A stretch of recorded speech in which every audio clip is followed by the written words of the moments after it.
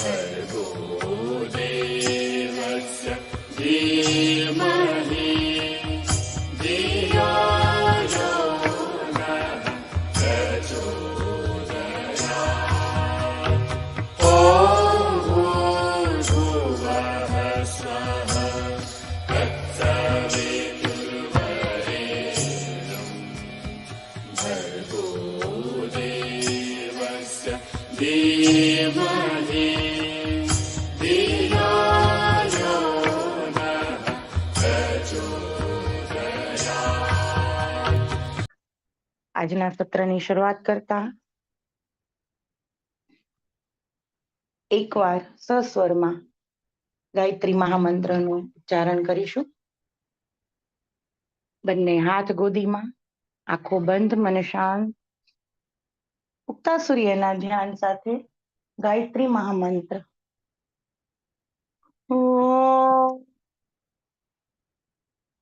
ભૂર્ભુવઃ સ્વઃ તત્સવિતુર્વરેણ્યં ભર્ગો દેવસ્ય ધીમહિ ધિયો યો નઃ પ્રચોદયાत्.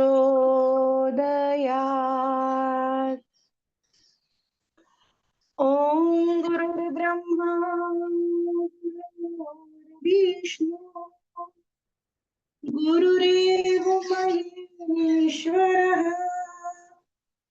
ગુરુર્સાક્ષાत् પરબ્રહ્મા તસ્मै શ્રી ગુરવે નમઃ.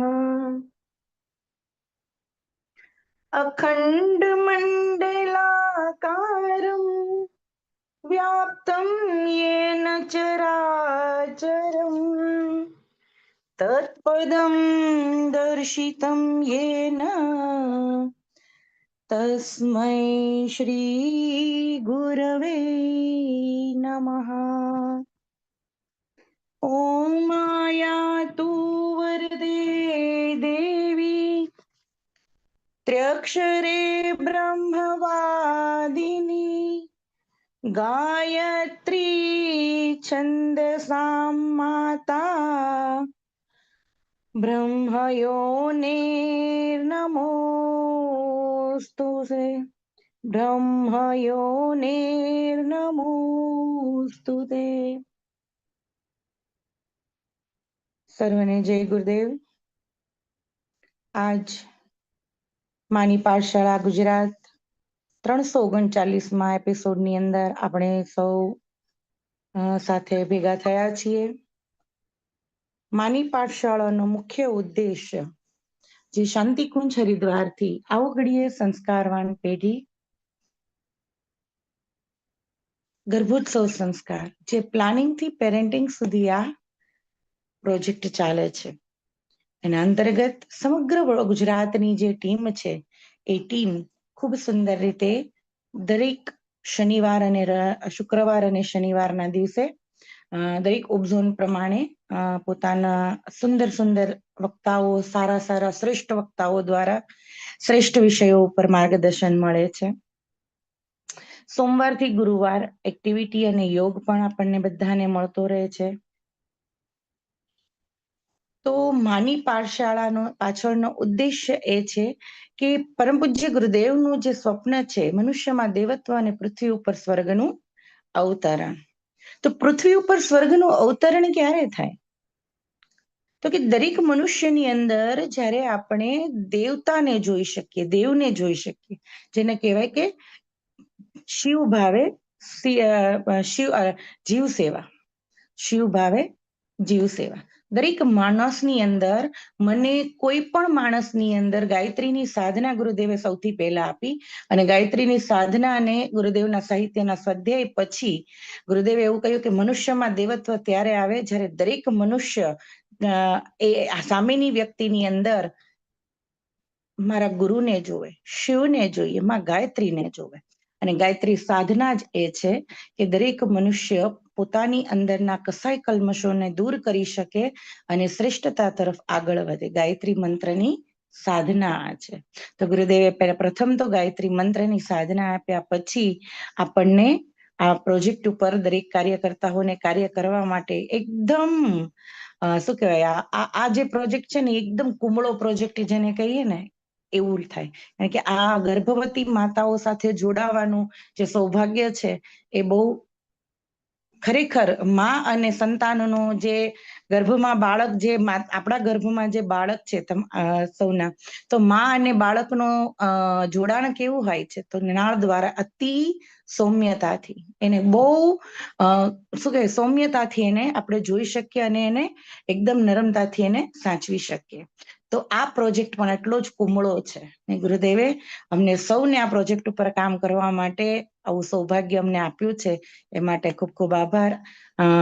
કાશ્મીરાબેન જોઈન થઈ ગયા છે, તો કાશ્મીરાબેનનો પરિચય આપવા માટે વડોદરા ઉપઝોન, આ ઓગળીય સંસ્કારવાન પેઢીના વડોદરા ઉપઝોનથી હું ડોક્ટર દિવ્યપ્રભાબેનને વિનંતી કરીશ કે કાશ્મીરાબેનનો પરિચય આપે, અને પછી આપણે આજના સત્રની શરૂઆત કરીશું.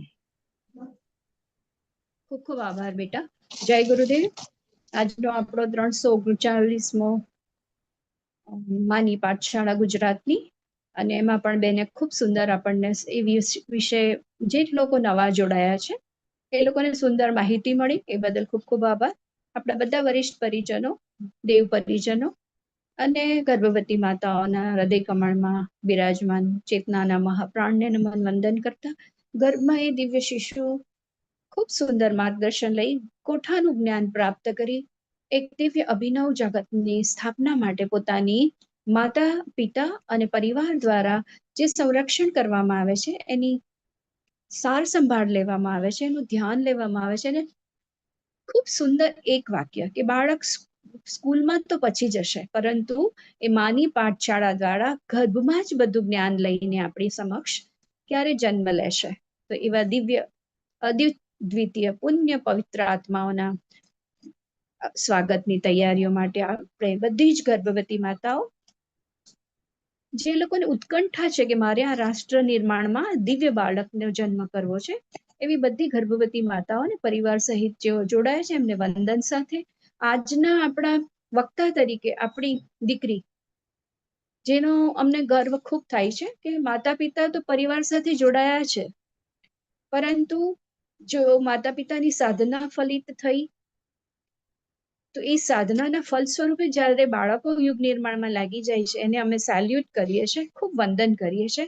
અને એવી જ અમારી એક દીકરી, જેને આપણે કાશ્મીરાબેન સોલંકીનું આજે આપણા વક્તવ્ય સાંભળીશું.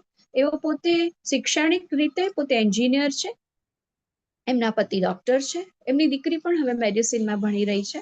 તો આવો ખૂબ જ શિક્ષિત પરિવાર કે જે પોતાનું દાયિત્વ નિભાવી સમાજ નિર્માણ, રાષ્ટ્ર નિર્માણ અને પરિવાર નિર્માણમાં યોગદાન આપે છે.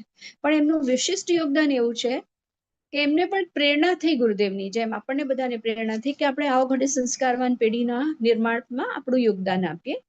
તો એક દિવસ એમને પણ એવું થયું કે વૃક્ષારોપણ આપણે કરીએ અને એક અભિયાન ચલાવીએ કે આ સમસ્ત સૃષ્ટિ પર જ્યાં ગ્લોબલ વોર્મિંગ થઈ રહ્યું છે અને એવામાં ત્રાહિમામ પોકારી રહી છે જીવાત્માઓ, એ પછી શરીરથી હોય, મનુષ્ય શરીરથી હોય કે સૂક્ષ્મ શરીરથી હોય કે જીવજંતુના રૂપે હોય, પશુ પંખીના રૂપે હોય, વૃક્ષના રૂપે હોય, તો આ બધી જ ચેતન અચેતન જે સ્થૂળ જગતને અને ચેતન જગત બંનેની અંદર આજે હાહાકાર મોચાઈ રહ્યો છે કે ખૂબ ગરમી પડી રહી છે, ત્રાહિમામ પોકારી રહ્યા છે, પ્રકૃતિ અસંતુલિત નારાજ થઈ ગઈ છે અને ઋતુચક્ર અસંતુલિત થઈ ગયા છે. ત્યારે આમનું જે અભિયાન છે આજના નાગરિક તરીકે યુવાઓએ, કે ભારત માતાને લીલી ચુનર ઓડાડવી છે, ગ્રીન ચાદર ઓડાડી દેવી છે, જ્યાં જુઓ ત્યાં હરિયાળી હરિયાળી. હરિયાળી શું કામ?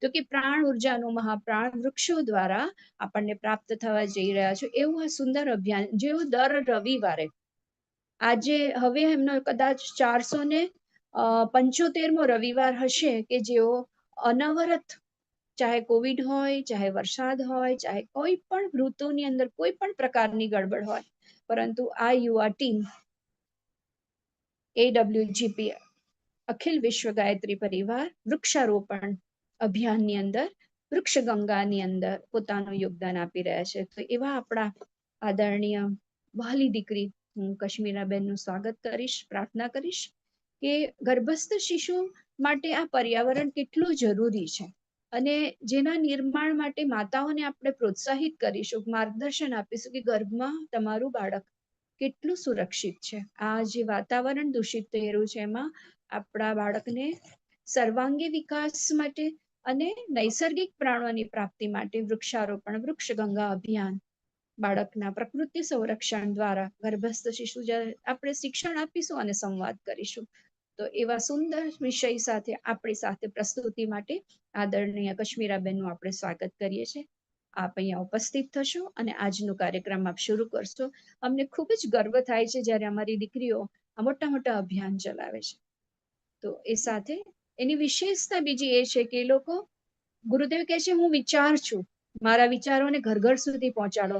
તો દર શનિવારે સવારે 7 વાગે એ લોકો જુદી જુદી જગ્યાએ જ્યાં આગળ માનવ ઉભરામણ થતું હોય, જ્યાં આગળ માનવો સવારમાં આવતા હોય એવી જગ્યાઓ પર, જેમ કે પાર્ક્સ છે, ગાર્ડન્સ છે, મંદિર છે, સ્કૂલોની બહાર એવી જગ્યા ઉપર જ્યાં વ્યક્તિઓ સવારમાં વિહાર કરવા આવે છે ત્યાં આગળ સાહિત્યનો સ્ટોલ લગાડે છે અને એમને ગુરુદેવના વિચારોથી આકર્ષિત કરે છે, એમને અવગત કરાવે છે, જ્ઞાનથી જોડી દે છે કે આપણી ભૂમિકા શું છે.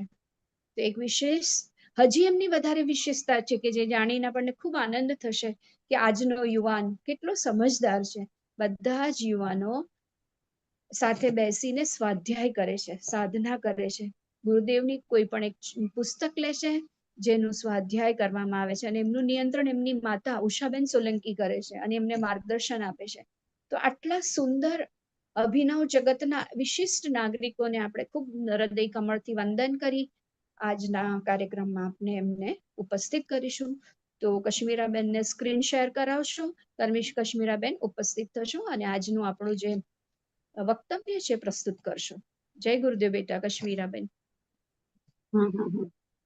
સ્ક્રીન પર આવો. તમારું અભિવાદન. અમારી દીકરીને ખૂબ ખૂબ પ્રેમ અને ખૂબ ગુડ લક બેટા. આપના મુખેથી સુંદર સુંદર વૃક્ષારોપણ, વૃક્ષ અભિયાનના સંદર્ભની અને આ ગર્ભસ્થ શિશુના નિર્માણમાં પ્રકૃતિનું સંરક્ષણ કેટલું જરૂરી છે અને એના વિકાસ માટે આપણે શું શું કરી શકીએ એનું માહિતી આપ ગર્ભવતી માતાઓને આપશો. Good luck. આપનું સ્વાગત છે બેટા. જય ગુરુદેવ. ખૂબ ખૂબ અભિનંદન, ખૂબ ખૂબ આભાર આદરણીય દિવ્ય પ્રભાબેન. મારું વેલકમ ના હોય, આપણે એક પરિવાર જ છે, હે ને? તો મને આનંદ છે કે આજે એક માતાઓ નવી જોડાઈ છે એને આપણે વ્યક્તિ શું કરી રહ્યા છે એની આપણે માત્ર જાણ કરીએ છીએ અને સ્વાગત તો ખરેખર ન હોય કારણ કે આપણે ગુરુદેવના કાર્યમાં જોડાયા છે, પરંતુ અભિવાદન કરી રહ્યા છે કે બેટા આવો અને આવવાવાળી પેઢીને આપે જે કાંઈ કર્યું છે એનું જ્ઞાન, વિજ્ઞાન અને આપનું જે કર્મ છે શીખવાડો. તો એ તમારો ખૂબ ખૂબ અભિવાદનથી ભરેલો ભાવ છે કે અમારું સ્વાગત ન હોય. થેન્ક યુ બેટા. આવા જ બાળકોની જરૂર છે આ સૃષ્ટિ પર. જય ગુરુદેવ એન્ડ ગુડ લક. ધન્યવાદ. Thank you. સૌ પ્રથમ સૌને જય ગુરુદેવ, ગુડ આફ્ટરનૂન, જય શ્રી કૃષ્ણ. એક વખત કંઈક પણ વાત કરતા પહેલા આપણે એ ગાયત્રી મંત્રનું ઉચ્ચારણ કરીશું. સમય એવો છે અત્યારે કે થોડોક બધા આરામમાં જ હોય, બરાબર ને? અને સાથે વાતાવરણ પણ એવું છે કે વરસાદનું વાતાવરણ છે, તો સ્વાભાવિક છે આપણને એક રેસ્ટ ને એક ફિલિંગ આવે કે થોડોક આરામ કરીને રહીએ. તો તમે જે પણ પોઝિશનમાં છો એમાં જ રહેજો, બરાબર? હું તમને એમાં કોઈ ચેન્જીસ કરવાની કે ફક્ત ભાવનાત્મક રૂપે, માનસિક રૂપે થોડા એલર્ટ થઈ જઈએ. તો એ ગાયત્રી મંત્રનું ઉચ્ચારણ કરીએ, એ સૂર્ય શક્તિને યાદ કરીએ, એ સૂર્યના કિરણો, તેજસ્વી કિરણો મારા ઉપર, મારા ગર્ભમાં રહેલા બાળક ઉપર આવી રહ્યા છે, વર્ષા કરી રહ્યા છે. એ ભાવ સાથે એક વખત ગાયત્રી મંત્ર બોલવાનો પ્રયત્ન કરીશું. સાથે સાથે ઓમ ભૂર્ભુવઃ સ્વાહા તત્સવિતુર્વરેણ્યં ભર્ગો દેવસ્ય ધીમહિ ધિયો યો નઃ પ્રચોદયાત. સૌને નમસ્તે. પરમ પૂજ્ય ગુરુદેવ વંદનીય માતાજી અને સૂર્યની ઉપસ્થિતિમાં અહીં મારા સર્વ વાલી દીકરીઓ પણ કહેવાય ને મારી વાલી બહેનો પણ કહેવાય, આપ સૌનું હાર્દિક સ્વાગત છે. સાથે સાથે વિશેષમાં આવો ઘરે સંસ્કારવાન પેઢી જે આ ખૂબ સુંદર કાર્યક્રમ કરી રહ્યા છે. આપ સૌ બહેનોને એમનાથી જેટલું શક્ય હોય એ પ્રયત્નો દ્વારા બધા જ એસ્પેક્ટ્સને કવર કરીને આપ સૌનું માર્ગદર્શન કરી રહ્યા છે, આપણને આગળ વધારી રહ્યા છે કે આવનારું બાળક કેવી રીતે શ્રેષ્ઠ બને, સંસ્કારી બને અને રાષ્ટ્રના નિર્માણમાં એમનું યોગદાન બને. તો ખૂબ ખૂબ આભાર આપ સૌને, એજીએસપી અમારી ટીમને. અને તમારા સૌનો ખૂબ આભાર એ રીતે પણ માનીશ કે આપ સૌ સાથે એક થોડો સમય વિતાવવાનો મને પણ આજે એક લાવો મળ્યો છે, હે ને? તો વિશેષમાં આપણે થોડીક આજે વાતો જ કરીશું. કોઈક એવું બહુ મોટું એવું નથી. હું તમારા જેવી જ બેન જ છું, મને તમારી બેન સમજજો, બરાબર? થોડીક વાત તો આપણે આજે પર્યાવરણ સંરક્ષણ અને આપણા ગર્ભમાં જે વિશેષ બાળક ગર્ભસ્થ શિશુ જે છે અત્યારે એના વિશે આપણે થોડી વાત કરીશું. એ ગર્ભસ્થ શિશુઓને પણ મારા ખૂબ ખૂબ નમન વંદન. એ આત્માઓ જે કેટલા બધા ગર્ભ એમને સામે ઓપ્શન્સમાં હતા છતાં એમને તમારા લોકોને માતા તરીકે પસંદ કર્યા છે. એવા સમસ્ત ગર્ભસ્થ શિશુઓને મારા નમન વંદન. અત્યારે આ વાત એટલા માટે કહેવી પડે કે અત્યારે શ્રાદ્ધ પક્ષ ચાલી રહ્યો છે, બરાબર ને? શ્રાદ્ધ પક્ષ વિશેષ પર્વ કહેવાય. આ પર્વમાં તમને થોડુંક ધ્યાન એટલા માટે કહું કે આપણા ભાવ પણ થોડાક એની સાથે જોડાય. કે છે કે આ 16 દિવસમાં શ્રાદ્ધ પક્ષમાં જે પણ આપણા પૂર્વજો હોય, પિતૃઓ હોય, એ આપણને આશીર્વાદ આપવા માટે અહીંયા પૃથ્વી પર આવતા હોય. હવે આપણે શું કરવાનું હોય છે? આપણે ફક્ત એ આશીર્વાદ એબ્ઝોર્બ કરી શકીએ, એમને એક્સેપ્ટ કરી શકીએ. એટલા માટે આપણે આ જે બધા કર્મકાંડ છે, શ્રાદ્ધ પક્ષના નિમિત્તે આપણે જે પણ કર્મકાંડ કરીએ છીએ તે કરતા હોય છે. અને જ્યારે પણ નવી આત્માઓ જ્યારે શરીર શોધે છે, બરાબર? જ્યારે પણ નવી આત્માઓ શરીર શોધે છે ત્યારે લોકો એવું જોવે છે કે હું એવા કયા ઘરમાં જાઉં કે જ્યાં મારો ગ્રોથ થાય, જ્યાં મારું જીવન વધારે સફળ બને, જ્યાં હું પહેલા હતો એના કરતા વધારે મારી જીવનમાં સફળતા મળે. તો એવી જ રીતે જે પણ આજે શિશુઓ છે જે ગર્ભમાં છે, જેને આપણે અત્યારે પ્રત્યક્ષ તો હું નથી મળી રહી, પણ બધા શિશુ એ આજે સાંભળી રહ્યા છે તમારા માધ્યમથી. તે શિશુઓએ તમને આજે પસંદ કર્યા છે ગર્ભનું, કે આ મારી માતા બનશે, આ મારા પિતા બનશે, હે ને? તો એમની પાછળ પણ ઘણું મોટું સાયન્સ છે. તો કે છે કે 84 લાખ યોની પછી આપણને મનુષ્ય જીવન મળે છે, બરાબર? 84 લાખ યોની પછી એક આપણો આ એક કન્સેપ્ટ છે ભારતીય સંસ્કૃતિનો કે 84 લાખ યોની પછી આપણને મનુષ્ય જીવન મળે છે. હવે 84 લાખ યોની કેવી હોય? આપણે તો 84 લાખ 84 પણ ખાલી નંબર ઓફ કાઉન્ટ કરીએ ને તો પણ આપણને થોડું અઘરું લાગે. તો 84 લાખ યોની તો કેટલી બધી હશે? તેમાં કીટ, અલગ અલગ પ્રકારના કીટક છે, પશુ છે, પક્ષી છે, બધા જ આવી જાય. પણ એમાં શ્રેષ્ઠ યોની જેમાં આવે, જયારે આપણે મનુષ્યના આપણને જીવન મળે છે ને, એના પહેલા એક પશુ યોની આવે ને એના પહેલા એક આવે વૃક્ષની યોની, હે ને? તો આપણે બધા પણ એક યોની કે વૃક્ષની યોનીમાં થઈને પસાર થઈને આપણે આજે મનુષ્ય જીવ આપણને મળ્યો છે. ભારતીય સંસ્કૃતિમાં કહે છે કે વસુધૈવ કુટુંબકમ, બરાબર? આપણે કેટલી વખત આ શબ્દ સાંભળ્યો છે. વસુધૈવ કુટુંબકમ મતલબ કે આપણા ઘરમાં કે આપણા સમાજમાં રહેતા જ લોકો નહીં, પણ આ પૃથ્વી પર રહેતો એક એક કણ, ચાહે એક નાનું કીટક પણ હોય, એક નાનું જીવાત હોય, એક બગ હોય, એક પાણીમાં રહેતું એટલું નાનું જીવ કે જેને આપણે જોઈ પણ ના શકતા હોય, એ પ્રત્યેક ઘટક ભેગા થાય એ બધા જ આપણા એક કુટુંબના સભ્યો કહેવાય, બરાબર? ભલે આપણે ઘણી વખત જોઈ શકીએ છીએ કે નથી જોઈ શકતા, પણ આ એક આપણી ભારતીય સંસ્કૃતિનો કન્સેપ્ટ છે કે વસુધૈવ કુટુંબકમ, કે આ પૃથ્વી પર રહેલા પ્રત્યેક પશુ, પક્ષી, ઇવન એમાં વૃક્ષો પણ આવી જાય, એ બધા જ આપણા કુટુંબના સભ્યો છે. હવે કુટુંબના સભ્યો હોય તો એમાં શું હોય? એક કુટુંબમાં રહેતા જેટલા પણ સભ્યો હોય, એક વ્યક્તિ બીમાર પડી જાય, જ્યારે આપણે કોવિડ વખતે જોયું હતું કે એક વ્યક્તિ બીમાર પડ્યું કે એને કોવિડનો પોઝિટિવ ટેસ્ટ આવ્યો, તો આપણે શું કરતા હતા? આપણે એક વસ્તુ એવું કરતા હતા કે એને આપણે આઇસોલેટ કરી દેતા હતા, જેથી જલ્દી રિકવરી કરે. એના ઉપર આપણે પૂરેપૂરું ફોકસ આપતા હતા. એનું ડાયટ ચેન્જ થઈ ગયું હતું, એને મેડિસિન્સ આપતા હતા ટાઈમ પર, પણ સાથે સાથે શું ધ્યાન રાખતા હતા કે આપણા એમની સાથે કોન્ટેક્ટ ના રહે. કેમ? કારણ કે એમનો વાયરસ આપણને પણ લાગી શકે છે. તો આ એક ડેફિનેશનમાં આવી ગયું કે જ્યારે ફેમિલીમાં કોઈ એક વ્યક્તિ તકલીફમાં હોય તો એનો પ્રભાવ બીજા સભ્યો ઉપર પણ થાય ને થાય જ. તો એવી રીતે આજે સમસ્ત પૃથ્વી છે અને એના પ્રત્યેક ઘટક જે આપણા કુટુંબના સભ્યો છે, તો જો એની અંદર ક્યાંક ગરબડ થાય તો આપણે એવું વિચારીએ કે આપણા ઉપર એનો પ્રભાવ ના પડે, તો એ ખૂબ જ આપણી એક અજ્ઞાનતા કહેવાય. બરાબર? કે જો આપણી આસપાસ પશુ પક્ષીઓને તકલીફ થઈ રહી હોય, એ લોકો ખરાબ સ્થિતિમાં રહેતા હોય, તો ક્યાંક ને ક્યાંક એનો પ્રભાવ આપણા જીવન, મનુષ્ય જીવન ઉપર આવે છે. એવી જ રીતે પર્યાવરણની અંદર જ્યારે પશુ પક્ષીઓની સાથે વૃક્ષો જે આપણને પ્રાણવાયુ આપી રહ્યા છે, જ્યારે એમની સ્થિતિ ખરાબ થાય છે, ત્યારે ક્યાંક ને ક્યાંક આપણા જીવન ઉપર પણ એનો પ્રભાવ આવે છે.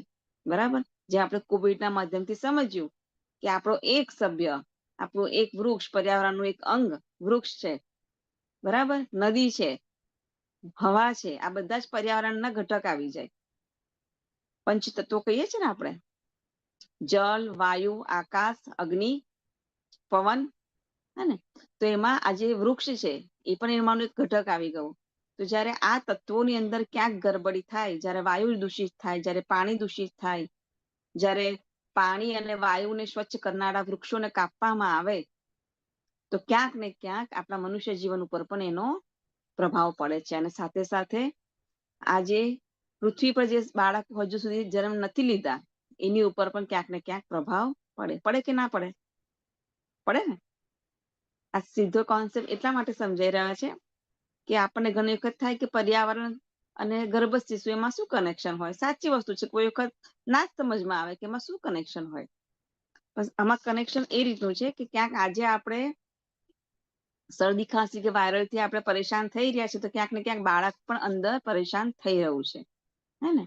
એટલા માટે આપણી ભારતીય સંસ્કૃતિ, ઋષિ મુનિ આપણને કીધું છે કે જ્યાં સુધી બને ત્યાં સુધી ફક્ત આપણે સેલ્ફ સેન્ટર ના થતા, આપણી આસપાસ જેટલા પણ ઘટકો છે તેની સુરક્ષા અને એની સાથે સંપર્ક રાખીને જો જીવતા રહીશું, આપણે તાલમેલ બેસાડીશું, તો આપણું જીવન પણ સુખમય અને કલ્યાણકારી બની જશે. બરાબર?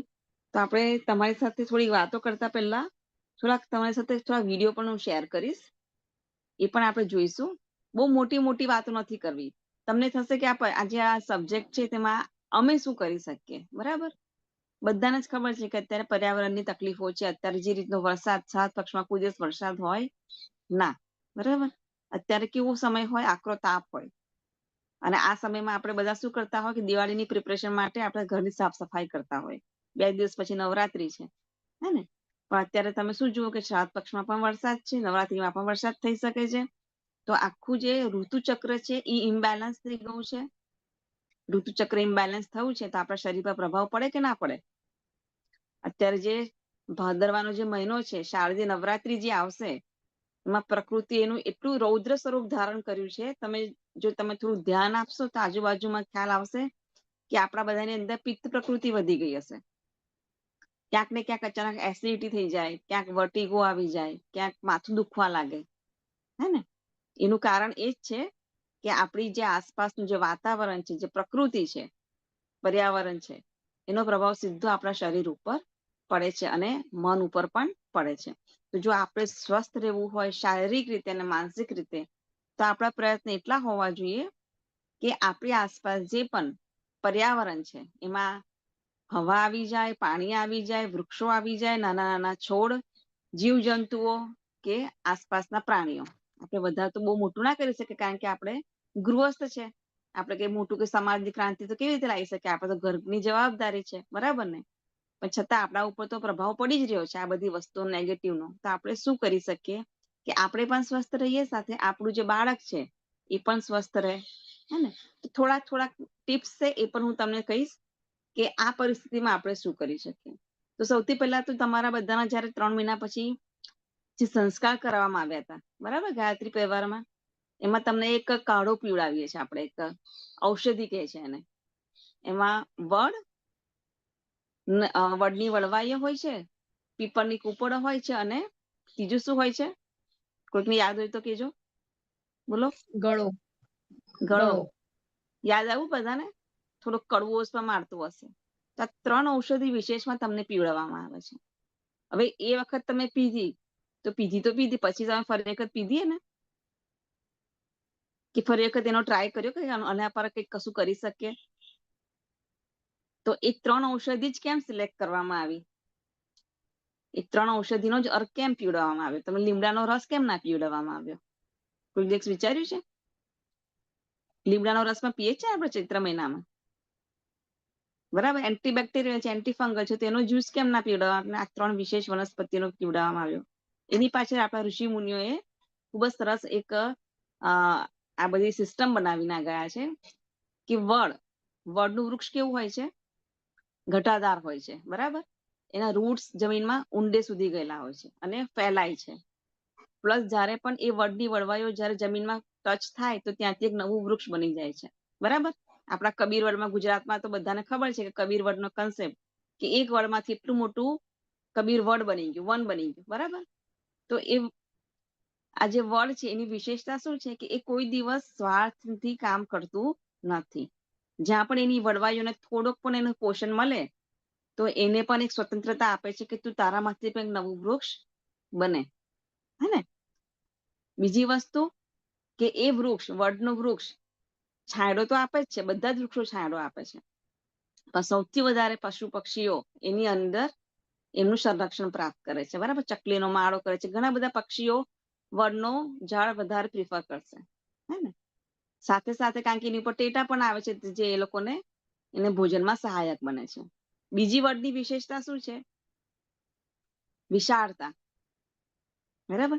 વિશાળતા, ઉદારતા, કે એની વડવાઈઓને પણ એ વૃક્ષ બનવા માટે સ્વતંત્ર કરી દે છે. તમે બીજું કોઈ વૃક્ષ જોયું છે કે એના જ વૃક્ષમાંથી બીજું તરત વૃક્ષ બને? નહીં હોય. ફક્ત ને ફક્ત એક વડનું વૃક્ષ જ છે, વડનું વૃક્ષ જેની વડવાઈઓમાંથી પણ એક સ્વતંત્ર વૃક્ષ બની જાય છે, હે ને? તો એની શું છે? ઉદારતા છે. બીજું છે એની વિશાળતા, બરાબર? તો આ જયારે આપણે અર્ક બનાવીને પીએ છીએ વડવાઈઓનો, ત્યારે એની પાછળની ભાવના એવી જ હોય છે કે આ વૃક્ષ જેવું ઉદારતા અને વિશાળતા મારા બાળકમાં આવે. કેમ ભાઈ? આપણે તો બાળકોને જયારે આવે છે આ દુનિયામાં તો આપણે ઘણી વખત એવું શીખવાડીએ છે, બેટા થોડુંક હોશિયાર રહેવાનું, બધાથી સાવચેત રહેવાનું, કોઈકને કશું આપવાનું નહીં, હે? બધા બહુ ખરાબ હોય છે. સાચી વસ્તુ છે, દુનિયામાં સારા ને ખોટા બધા લોકો હોય છે, પણ આપણે બાળકને એવું શિક્ષણ ના આપીએ કારણ કે આપણે બાળકને ઋષિ લેવલનું બનાવવું છે, હે ને? ખોટા લોકો તો બધે જ હશે, ગુલાબ હશે તો કાંટા પણ હશે, પણ લોકો કાંટાને ઇગ્નોર કરીને ગુલાબને જ પકડશે, બરાબર? તો આપણે બાળકમાં બોલીને નહીં, પણ જયારે એવા જ વૃક્ષોનો આપણે અર્ક પીએ છે તો એ ભાવ સાથે પણ જયારે પીશું ને તો એ ભાવ તમારું બાળક ગ્રહણ કરે છે કે હું પણ વડ જેવો વિશાળ બનીશ. હું ફક્ત કંઈક મારા સમાજ પૂરતો નહીં રહું, હું પૂરી દુનિયામાં મારો છવાઈ જઈશ, પૂરી દુનિયામાં મારું નામ થશે, મારા પરિવારનું નામ થશે. એવી એની અંદર વિશાળતા આપશે, બરાબર? એની પાસે ભગવાને જેટલું પણ આપ્યું હશે તો એ બીજાને આપવા માટે એ તત્પર રહેશે, એવી ઉદારતા આવશે. અને જયારે માણસ કોઈકને આપે છે ને, પ્રકૃતિનો નિયમ છે, એનું 100 ગણું પાછું મળે છે. જયારે વટનું વૃક્ષ એની એક વડવાઈને સ્વતંત્ર વૃક્ષ બનવા માટે સ્વતંત્રતા આપે છે ને, તો એ વડ શું બની જાય છે? આખું વન બની જાય છે. કોઈ દિવસ જોયું છે કે વડનું વૃક્ષ નાનું હોય? કોઈ દિવસ નહીં હોય, કારણ કે આપે છે હંમેશા, હે ને? તો આપણું બાળક પણ એવું ઋષિ સ્તરનું વડ જેવું આપણું બને, એટલા માટે આપણે વડની વડવાઈઓનો અર્ક આપણે રાખીએ છીએ. બીજો છે આપણે એની સાથે શું છે? પીપળનો વૃક્ષ શું કે ગીતામાં કહ્યું છે કે સાક્ષાત કૃષ્ણ ભગવાન નો વાસ એમાં હોય છે, બરાબર? અને પીપળની ઉપરોમાં મેક્સિમમ ઓક્સિજન લેવલ, પીપળની વૃક્ષમાં સૌથી વધારે ઓક્સિજન લેવલ હોય છે. એટલા માટે આપણે ત્યાં એક અફવા એવી હોય છે કે પીપળાના વૃક્ષમાં ભૂત હોય છે, બરાબર? બધા મોટે ભાગે સાંભળ્યું હશે, અમે પણ નાનપણથી સાંભળ્યું હતું, પણ આ એક ભ્રમણા છે. એની પાછળની સ્ટોરી એવી છે કે એક વખત એક વ્યક્તિનું મૃત્યુ થઈ ગયું અને લોકો એમને લઈને જતા હતા.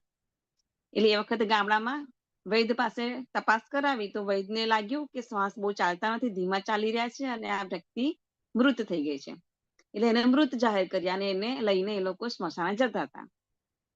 સ્મશાન થોડું દૂર હતું તો ભાઈઓ જરા થાકી ગયા તો થોડીક વાર માટે નીચે એમનું જે શવ હતું એ નીચે મૂક્યું અને થોડીક વાર માટે વિસામો ખાવા 2-5 મિનિટ ઊભા રહ્યા. હવે એ જે વૃક્ષ નીચે ઊભા રહ્યા હતા એ પીપળાનું વૃક્ષ હતું. પીપળાનું વૃક્ષ એટલે મેક્સિમમ ઓક્સિજન લેવલ તમારું વધારે. તમને જ્યારે પણ એવું લાગે ને કે મને સફોકેશન થાય છે, તો તરત તમે કોઈ જો ઝાડ નીચે બેસી જશો ને, તમને તરત રિલેક્સેશન લાગશે. તો થયું એવું કે ઓક્સિજનનું લેવલ એ વૃક્ષની અંદર વધારે. તો ઓક્સિજન લેવલ વધ્યું તો ત્યાં જ પેલા જેને મૃત જાહેર કરી હતી વ્યક્તિને, એને ઓક્સિજન મળી ગયો. એ વખત અત્યારે તો ઓક્સિજન આપણે આપીએ છીએ, હોસ્પિટલમાં લઈ જઈને ડોક્ટર્સ આપે છે. એ વખત એવી સિસ્ટમ હતી જ નહીં કે ઓક્સિજન બહારથી પણ આપે. પણ આ વૃક્ષના માધ્યમથી એને ઓક્સિજન મળ્યો, તેના શ્વાસ પાછા રેગ્યુલર ચાલવા લાગ્યા અને એ વ્યક્તિ ઊભો થઈ ગયો. અને લોકો ગભરાઈ ગયા કે ભાઈ આ તો ભૂત આવ્યું. પણ એકચ્યુઅલી ભૂત નહીં, પણ એ ઓક્સિજન લેવલ વધી ગયું, એને જે શરીરમાં ખૂટતું હતું, બરાબર, એટલે એ વ્યક્તિ જીવિત થઈ ગયો. તો ભૂત ક્યાં હોય ના, એ આપણે આ મગજમાં જ હોય.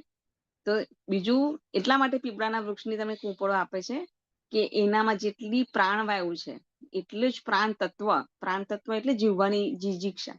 આજે લોકો જીવી તો રહ્યા છે, પણ અંદરથી જીવવાની ઈચ્છા મરી ગઈ છે. પૈસો છે, બધું જ છે, બરાબર, પણ આનંદ નથી, હેપીનેસ નથી. એ ક્યાંથી આવે? પ્રાણ તત્વમાંથી આવે, હે ને? તો એ પ્રાણ તત્વ આપણા બાળકમાં આવે એટલે પીપળાની કૂંપળોનો અર્ક આપણને પીવડાવવામાં આવે છે. અને સાથે એનું ત્રીજું છે ગળો. ગળો છે એન્ટીબેક્ટેરિયલ, એન્ટીફંગલ. જે લીમડાનો છે એની સાથે જ, પણ લીમડાની અંદર જે થોડીક નુકસાનકારક વસ્તુ શરીરમાં કરે એવી ગળોમાં થતી નથી. ગળો એક વેલ છે, બરાબર, એ ઝાડ નથી. જો તમે જુઓ, 2 વૃક્ષ છે ને એક વેલ છે. વેલ શું કરે છે? એક તેની ક્વોલિટી એ ખરી કે તમારું શરીરની બીમારી હોય, તાવ હોય, ઝીણો તાવ હોય એને દૂર કરે. પણ એનામાંથી આપણે શું શીખીએ કે કદાચ બાળકને એ શીખવા મળે કે ક્યાંક તમારી પાસે તમારી ફેમિલી બેકગ્રાઉન્ડ એટલું સ્ટ્રોંગ નથી, બરાબર, તમે નાના કુટુંબથી આવો છો, ફાઇનાન્શિયલી એટલા સ્ટેબલ નથી, પણ જેવો ગળાનો જો વેલો છે એને જો લીમડાનો કે કોઈ બીજા સશક્ત વૃક્ષનો સપોર્ટ મળી જાય તો શું કરે ગળો? આખું એને ગોળ ગોળ ગોળ ગોળ ગોળ ગોળ વીંટળાઈને આકાશની ઊંચાઈએ પહોંચી જાય છે. પહોંચી જાય છે કે નહીં પહોંચી જતો? ત્યારે ગળો એવું નથી કેતો કે મારી પાસે તો, હું તો ઝાડ નથી, તો હું કેવી રીતે આકાશની ઊંચાઈએ પહોંચું? કે છે કોઈ દિવસ એવું? નહીં ને? તો આપણા બાળક પણ કોઈ દિવસ એવા એક્સક્યુઝ ના કરે કે મારા મમ્મી પપ્પા પાસે એટલું ફાઇનાન્શિયલ સ્ટેબલ નતું, મારા મમ્મી પપ્પા પાસે એટલું બેકગ્રાઉન્ડ નતું કે હું સારો બિઝનેસ ના કરી શક્યો, કે હું આટલું આગળ ના આવી શક્યો. એની અંદર એટલા ગટ્સ આવે કે જ્યાં છે ત્યાંથી તું ઉપર આગળ પહોંચી શકે છે. તો એ ગુણધર્મ ક્યાંથી મળે એને? આપણા વૃક્ષો પરથી મળે છે. એટલે જ્યારે પણ તમે આ ફરી પણ આનો અર્ક જ્યારે પણ લાગે તમે પી શકો છો, થોડાક માત્રામાં, અને પીવો ના હોય તો એનું શ્વાસમાં તમે એનો ગ્રહણ કરી શકો છો. પણ સાથે મેઇન એનો ભાવ આ રીતના રાખો કે જેવી આ વૃક્ષની વિશેષતાઓ છે એવી વિશેષતાઓ મારા બાળકમાં આવે. મારું બાળક ગળા જેવું બને, બરાબર, શારીરિક રીતે એટલું મજબૂત ના હોય પણ છતાં એનું ઇન્ટેલેક્ચ્યુઅલ લેવલ એટલું સારું હોય કે જેટલું તાડનું વૃક્ષ ઉપર જાય ને એટલું જ એ પણ ઉપર જઈ શકે છે. તો આ બધી આપણા વૃક્ષોની વિશેષતા છે. આપણા ઋષિમુનિએ આપણને કીધું હતું, કારણ કે આપણને એક દેવતાઓની સમકક્ષ કહેવાય. વૃક્ષોની યોની એટલે દેવતાઓની સમકક્ષ. આપણા શાસ્ત્રોમાં પણ લખેલું છે. આપણે શ્રાવણ મહિનામાં બીલીપત્રનો યુઝ કરીએ છીએ ભગવાન શંકરને ચડાવવા માટે, બરાબર ને? વટ સાવિત્રી વ્રત આવે તો આપણે વટ દેવતાની પૂજા કરીએ છીએ. તેની પાછળનું એક જ ઉદ્દેશ છે કે આપણે આ જે વૃક્ષો છે એનું સંરક્ષણ કરીએ, એનામાંથી શિક્ષા પ્રાપ્ત કરીએ અને આપણા જીવનને ઉજ્જવળ બનાવીએ, ગ્રોથફુલી બનાવીએ અને એમાંથી પોઝિટિવ વાઇબ્રેશન્સ લઈએ. બીજી આગળ એક વાત કરીએ તો હવે તો વેસ્ટર્ન કલ્ચરમાં, જાપાનીઝમાં અને બીજા કન્ટ્રીઝમાં પણ એવા થેરાપીસ સેન્ટર્સ ખુલી રહ્યા છે કે જ્યાં વ્યક્તિ ડિપ્રેશનમાં હોય, નિરાશ થઈ ગયેલું હોય, દવાઓથી પણ એ લોકોનું રિકવર ના થતું હોય તો એમને એવા પાર્કમાં લઈ જવામાં આવે છે જ્યાં ઊંચા ઊંચા જૂના ઝાડ હોય, 50 વર્ષ જૂના, 60, 70, 80 વર્ષ જૂના, એવા ઝાડ પાસે લઈ જાય છે અને એમને હગ કરવા માટે એમને પ્રેરિત કરે છે. થોડીક વાર ચંપલ વગર એ પાર્કમાં ચાલવા માટે કહેવામાં આવે છે. અડધો કલાકનું જે લોકોનું પેકેજ હોય છે, અડધો કલાક જ તમને ત્યાં એન્ટ્રી આપે, પણ એના ઘણા બધી મોટા કિંમતો વસૂલ કરે છે. કેમ? તો કે ભાઈ શારીરિક હેલ્થની સાથે મેન્ટલ હેલ્થ ને ઇમોશનલ હેલ્થ એ પણ ખૂબ જરૂરી છે. એ આપણને ક્યાંથી મળશે? અને મોસ્ટલી આપણે જયારે 9 મહિના જયારે આપણે પસાર કરીએ છીએ ત્યારે ફિઝિકલ તો આપણને તકલીફ થાય જ છે, સ્વાભાવિક છે, જે બધાને દેખાય છે. પણ તમારા વિચારોમાં ને તમારા ભાવનાઓના સ્તરમાં ઘણો બધો બદલાવ આવે છે કે નહીં આવતા? તમે કદાચ કહી પણ નહીં શકતા હો, કારણ કે તમને એવું લાગે કોણ સમજશે ભાઈ મને, હે ને? નાની નાની વાતો થતી હોય, ક્યાંક અકળામણ થઈ જતી હોય, આપણા હસબન્ડ જોડે જ આપણને ગુસ્સો આવી જાય, કે ક્યાંક સાસુ સસરા કેવા બેન હોય કે મમ્મી હોય તો એ આપણને થાય કે જો ને એને સમજ નથી પડતી કે મારા 7મો મહિનો જાય છે, મારા 8મો મહિનો જાય છે, તો એમને મારી આવી ધ્યાન રાખવું જોઈએ. એમને ખબર નહીં પડતી કે મારે રાત્રે સુઈ જવાનું છે તો આટલું મોટું ટીવી ના વગાડે, હે? તો આપણને ઇરિટેશન થાય. પણ આપણે ઇગ્નોર પણ કરીએ કે કોણ કહે, એમને સમજવાનું તો એમને હોય ને. ત્યારે ક્યાંક ને ક્યાંક આપણું મેન્ટલ સ્ટ્રેસ વધે, કે આપણે ડિસ્ટર્બન્સમાં આવીએ, હે ને? તો આ 9 મહિના આપણે ફિઝિકલ તો આપણું બધા ધ્યાન રાખશે કે બેટા ખાઈ લે, આમ કર, પણ આપણું મેન્ટલ બેલેન્સ, આપણું મેન્ટલ હેલ્થ અને ઇમોશનલ હેલ્થ, હે ને, એ બંનેનું પણ ધ્યાન સાથે સાથે રાખવું જરૂરી છે. તો એ કેવી રીતે રાખીશું?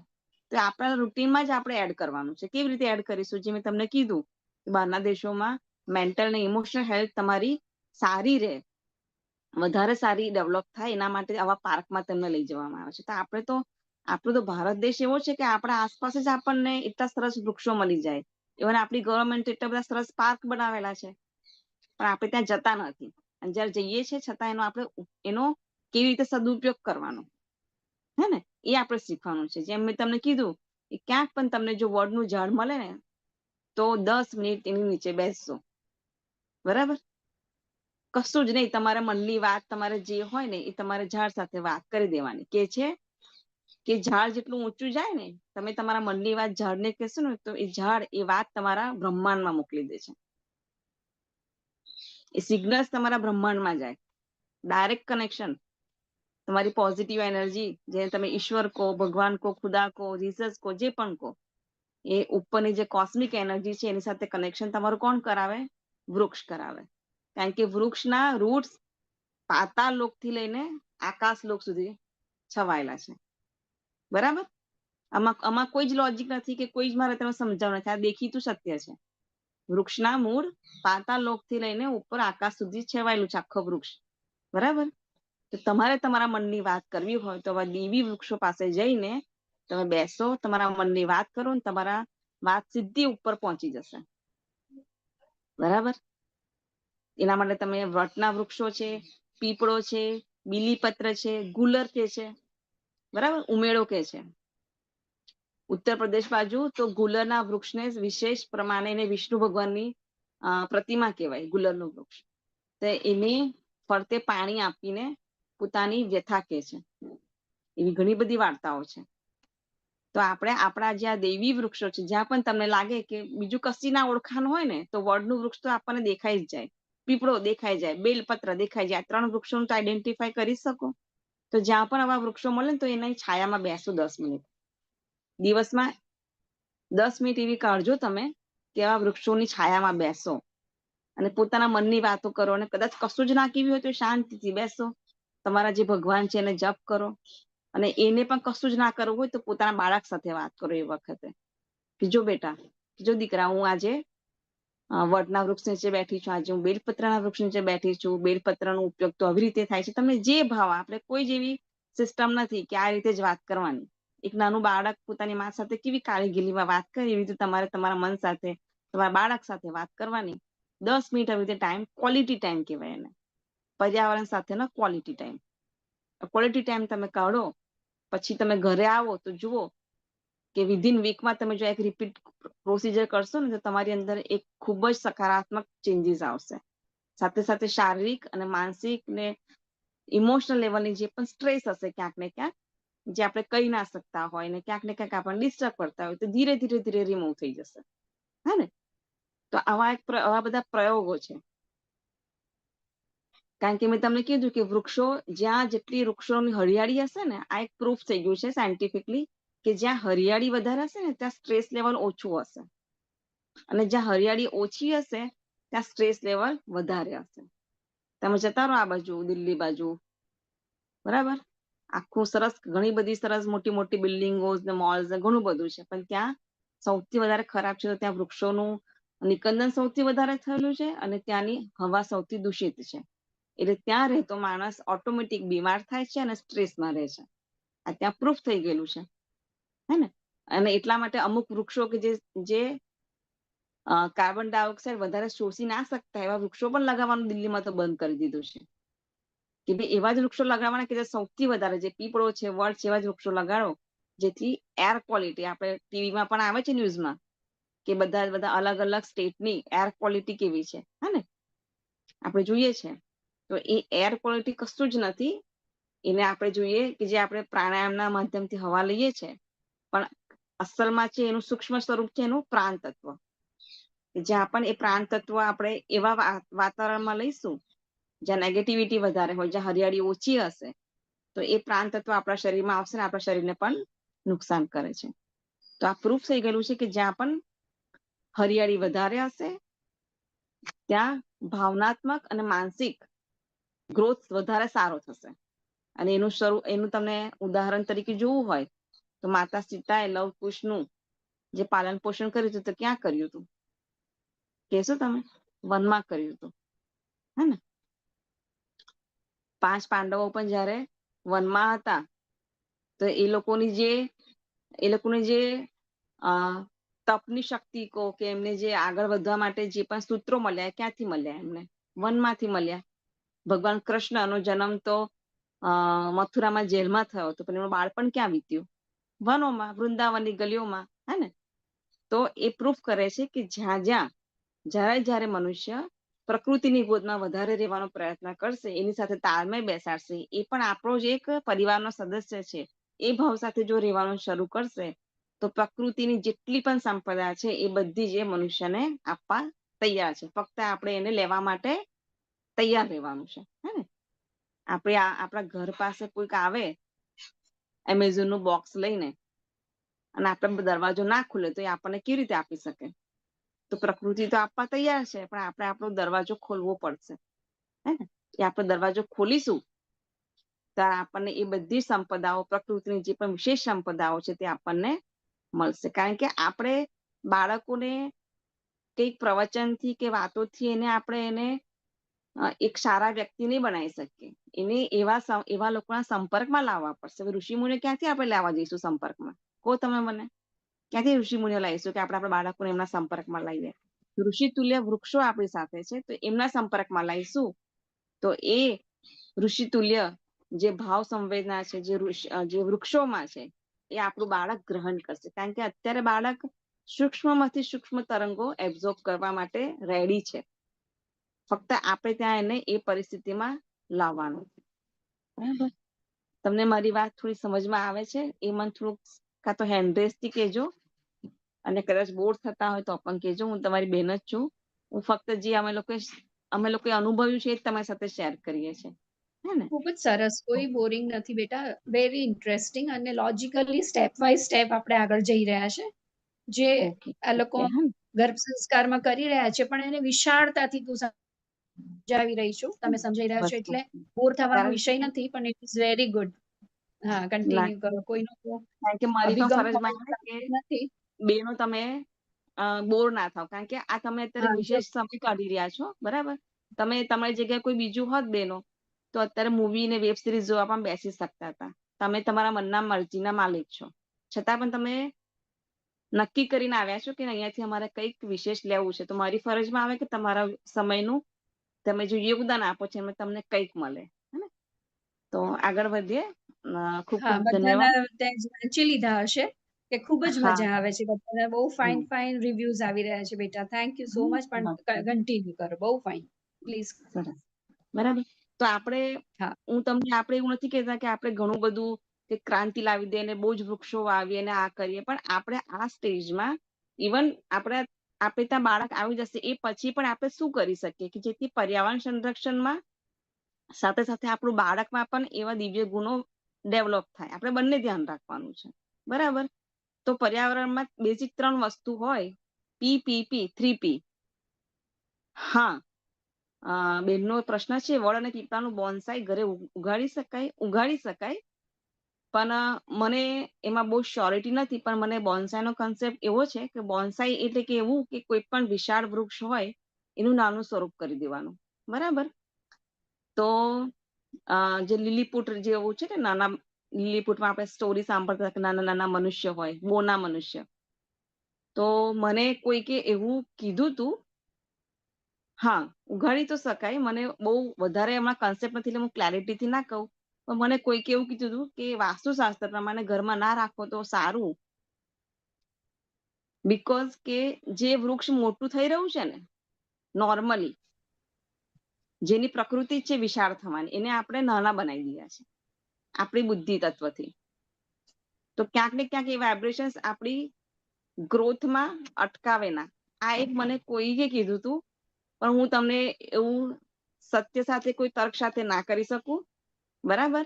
એટલે આના માટે તમે જી જી હા બોલો દિવ્યાબેન. એકચ્યુઅલી આપણે જ્યારે વૃક્ષારોપણ કરીએ છીએ અને વૃક્ષ વાટિકાઓ બનાવીએ છીએ, અને ઘરની અંદર આપણે જ્યારે વાસ્તુ બેલેન્સ કરવા માટે નવગ્રહ વાટિકા બનાવીએ છીએ, તો એમાં આપણને એનું છૂટ આપવામાં આવી છે કે તમે આ નાના નાના વૃક્ષોને કુંડામાં લગાડી અને ઘરના વાસ્તુ બેલેન્સને આપણે કરી શકીએ. આપણે જોઈ રહ્યા છીએ આપણા શાંતિકુંજમાં પણ વૃક્ષ વાટિકાઓ છે, નવગ્રહ વાટિકાઓ છે. તો એ આપણે એવી રીતના લગાડી શકીએ છીએ, કારણ કે આપણો ઉદ્દેશ્ય એવો છે. તમે જે લગાડો છો એની પાછળ આપણો ઉદ્દેશ્ય સારો હોવો જોઈએ કે હું સુંદરતા માટે અને બોન્સાઈ કરીને મારા ઘરને સુંદર બનાવવા માટે વૃક્ષ નથી લગાડતા. એ વૃક્ષ મારા ઘરની અને પ્રાણ બેલેન્સ કરી મારા ઘરમાં રહેવા વાળી શક્તિઓને હું પોષણ આપું, વાયુમંડળ દ્વારા, વિચારો દ્વારા, ભાવનાઓ દ્વારા. તો જેમ પવન આવે છે, પવનની સાથે એનો ભાવ, તમારી ભાવનાઓ સાથે એની સાથેનું ઓતપ્રોત થવું.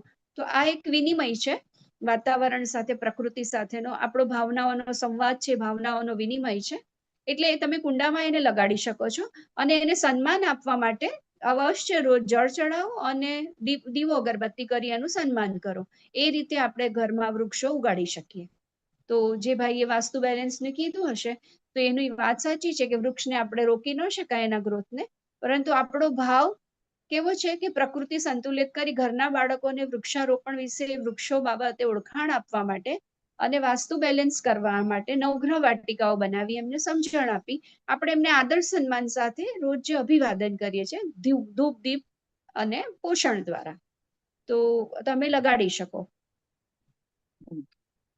ઠીક છે, ભાવ આપણું બદલી સમાધાન કાઢજો થઈ કે ગયું છે. દેવ વૃક્ષો, હા તમને અમે પ્રણામ કરીએ છીએ, તમે અમારા ઘરમાં રહો અને અમારું સંરક્ષણ કરો, જેથી કરીને અમે અમારા બાળકોને સમજાવી શકીએ કે આપણા નવગ્રહો છે, નવે નવગ્રહોનું આ વૃક્ષ છે અને આપણા ઘરની રક્ષા કરે છે. ગ્રહોને ધરતી પર લાવવા વૃક્ષના રૂપે, દેવના રૂપે, જેમ આપણે કીધું કે વૃક્ષ દેવતા છે, તો દેવતાના રૂપે આપણે એમને લગાડી શકીએ. રાઈટ કશ્મીરા બેટા? હા હા વાંધો. હું એક પ્રયત્ન કરું છું અહીંયા બેનો સાથે થોડુંક કંઈક શેર કરી હા, શકું. વિશે શેર કરીએ. Yes yes. તો હા, એટલે બેનો આપણે સાથે જ્યારે કંઈક શેર કરી હા શકું. થઈ ગયું હોય તો મને આમ અંગૂઠો બતાડી દેજો, ત્યાં સુધી અમને હું સમજાવી દઉં.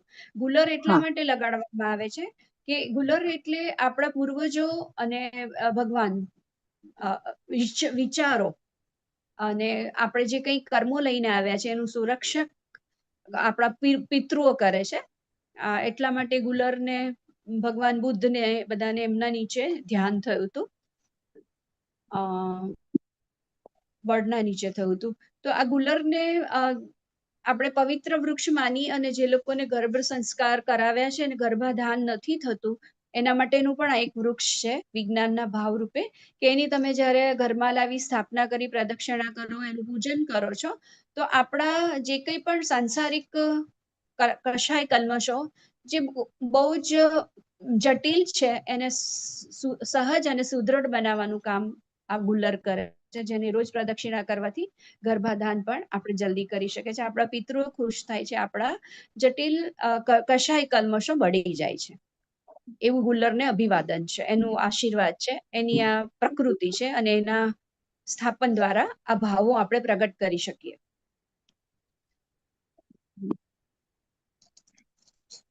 હવે એવું કહેવાય છે કે ભાઈ જેને દીકરી જોઈતી હોય એ જાંબુડાનું વૃક્ષ લગાડે, કે જ્યારે જાંબુડાનું વૃક્ષ લગાડવામાં આવે છે તો જાંબુ લગાડવાથી એમના ઘરે દીકરીનો જન્મ થાય છે. એવું બહુ બધા વૃક્ષો વિશે બહુ બધી સુંદર સુંદર માહિતીઓ આપણને પ્રાપ્ત થઈ શકે છે. તો વૃક્ષ દેવતા કહેવાય છે કે જે માનવ, જે પ્રકૃતિ, જે નક્ષત્રો નથી કરી શકતા, એ આપણા વૃક્ષો આપણી સહાય કરે છે.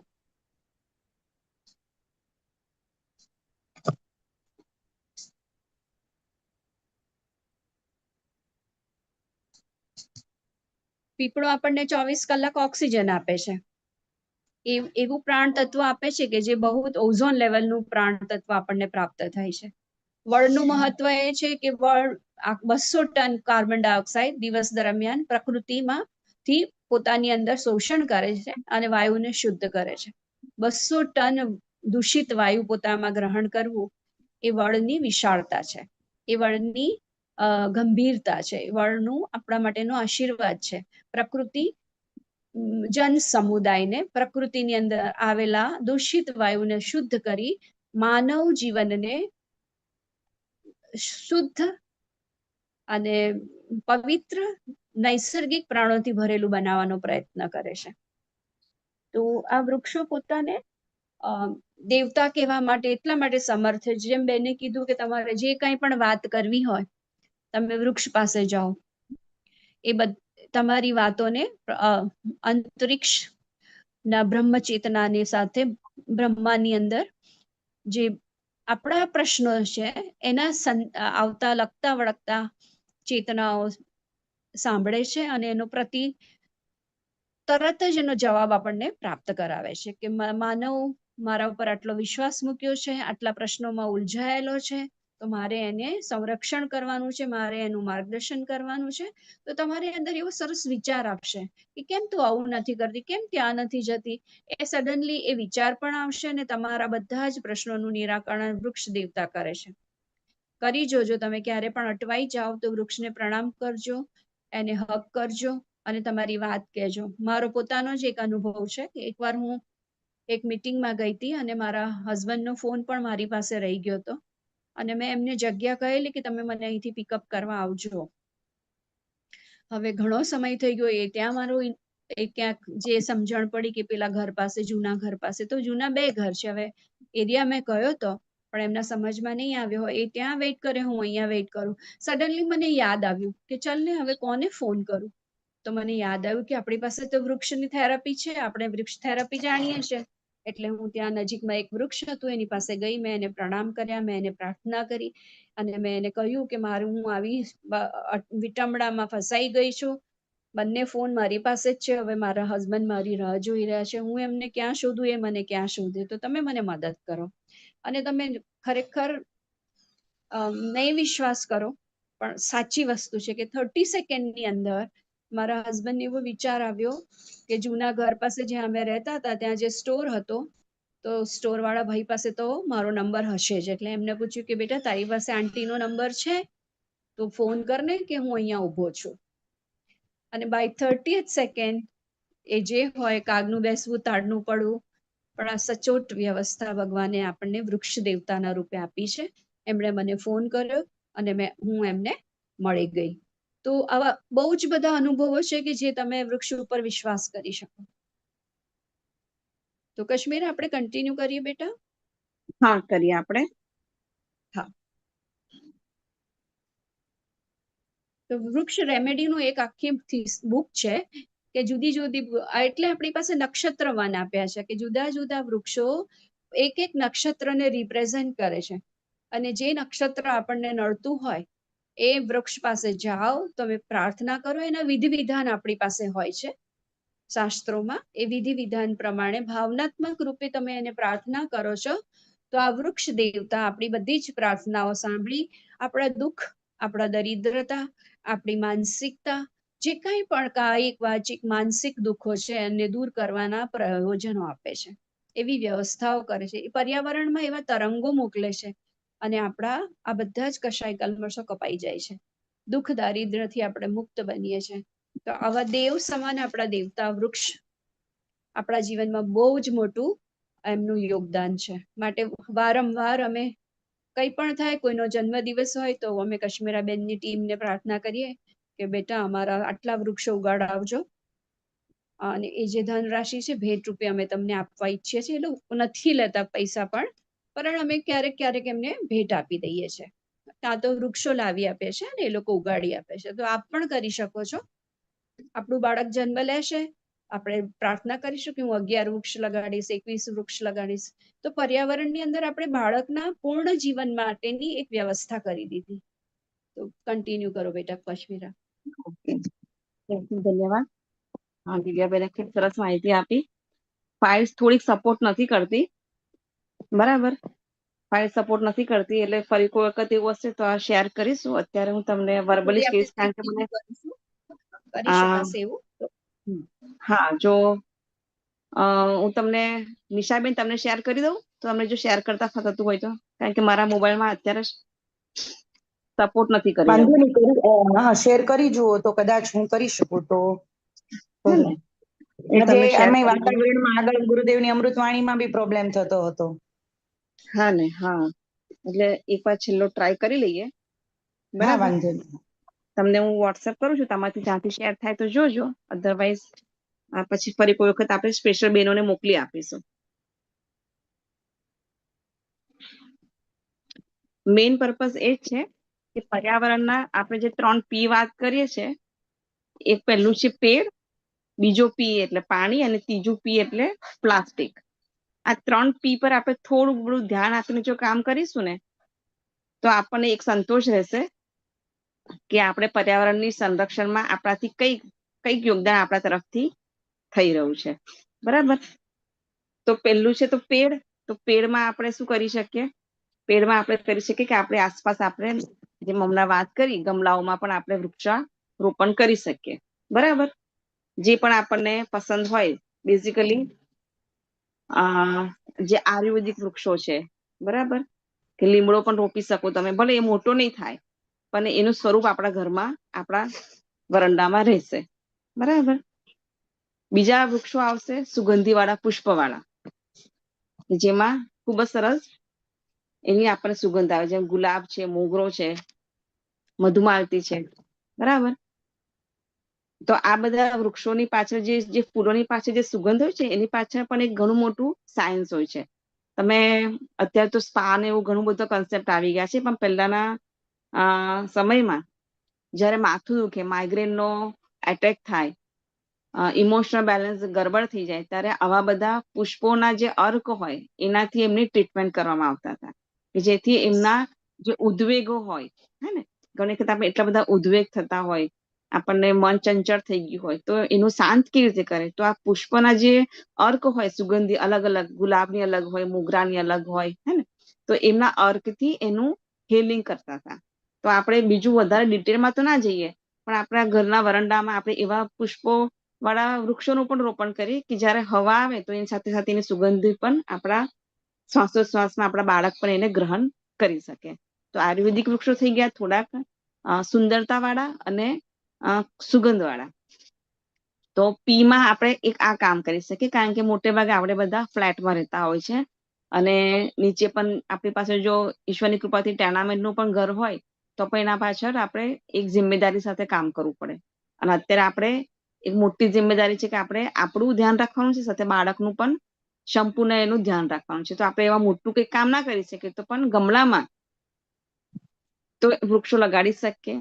તો એક સંકલ્પ એવો લઈ શકો કે જે દિવસે બાળકનો જન્મ થાય ને, તો આપણે તો એ સ્થિતિમાં ના હોઈએ, પણ આપણા પતિ છે, આપણી બેન, માતા, ભાઈ, કોઈને પણ આપણે એવું કહી દેવાય કે જે દિવસે બાળકનો જન્મ થાય ને, એ દિવસે અથવા તો એક દિવસ છોડીને, એ દિવસે બિઝી હોય, તો એક વૃક્ષ મારા બાળકના નામે ઘરમાં જ લગાડી દઈશું, કુંડામાં, હે ને.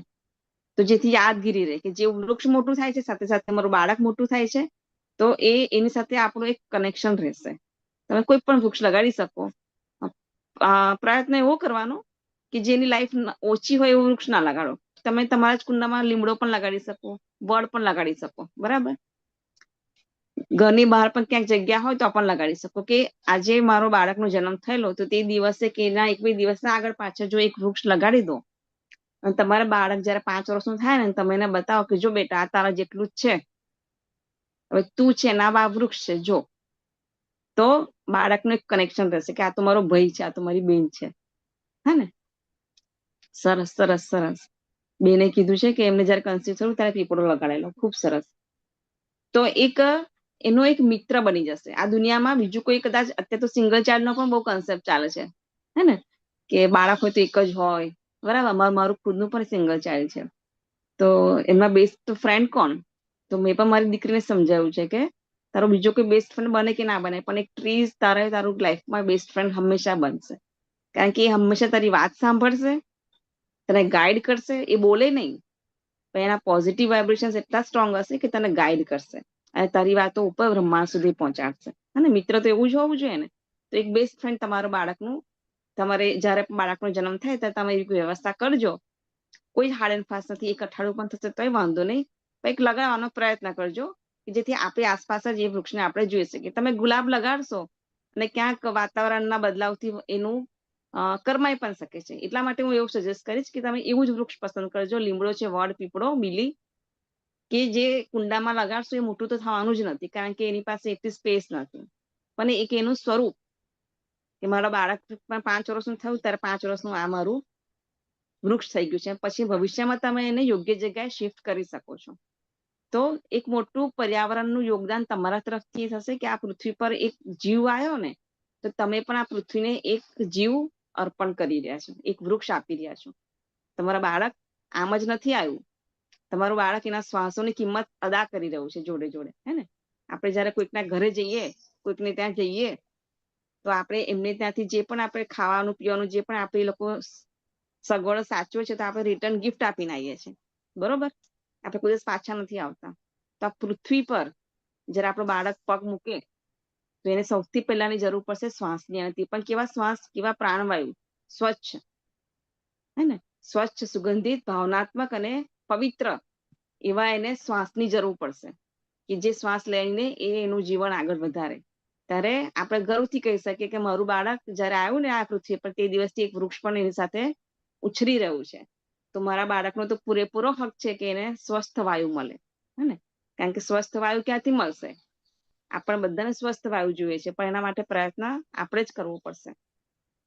ઓકે, શેર થઈ રહ્યું છે, આપણે જોઈ જ લઈએ એને. બરાબર. આ તુલસી, એક તુલસીના છોડનું અવાજ નથી આવી રહ્યો. મોબાઈલ માંથી શેર કરવામાં આવે તો અવાજ ના આવે, લેપટોપ માંથી જ આવે. આ મોબાઈલ ઓકે, માંથી શેરિંગ છે એટલે. અચ્છા. તો નેક્સ્ટ ટાઈમ હું પ્રયત્ન કરીશ કે આપણે એવી રીતે કામ કરીએ. બરાબર. અવાજ નથી આવી રહ્યો, સાચી વસ્તુ છે.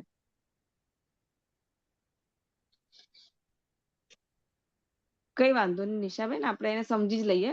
આમાં આ વિડીયોમાં એક જ વસ્તુ છે કે ઘરમાં તુલસીનો પ્લાન્ટ રાખવાનું રીઝન એ છે સાયન્ટિફિકલી કે એક એની જે મિનિટ, ઓરા. ટ્રાય કરું છું, હા, કદાચ અવાજ આવે.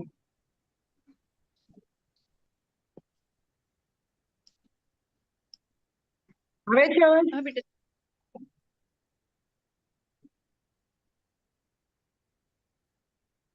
આવ્યો? ના, એટલે કીધું ફાઇલ સપોર્ટ નથી કરતી. બેનની વાત સાચી છે, લેપટોપ પર ઇઝીલી થઈ જશે.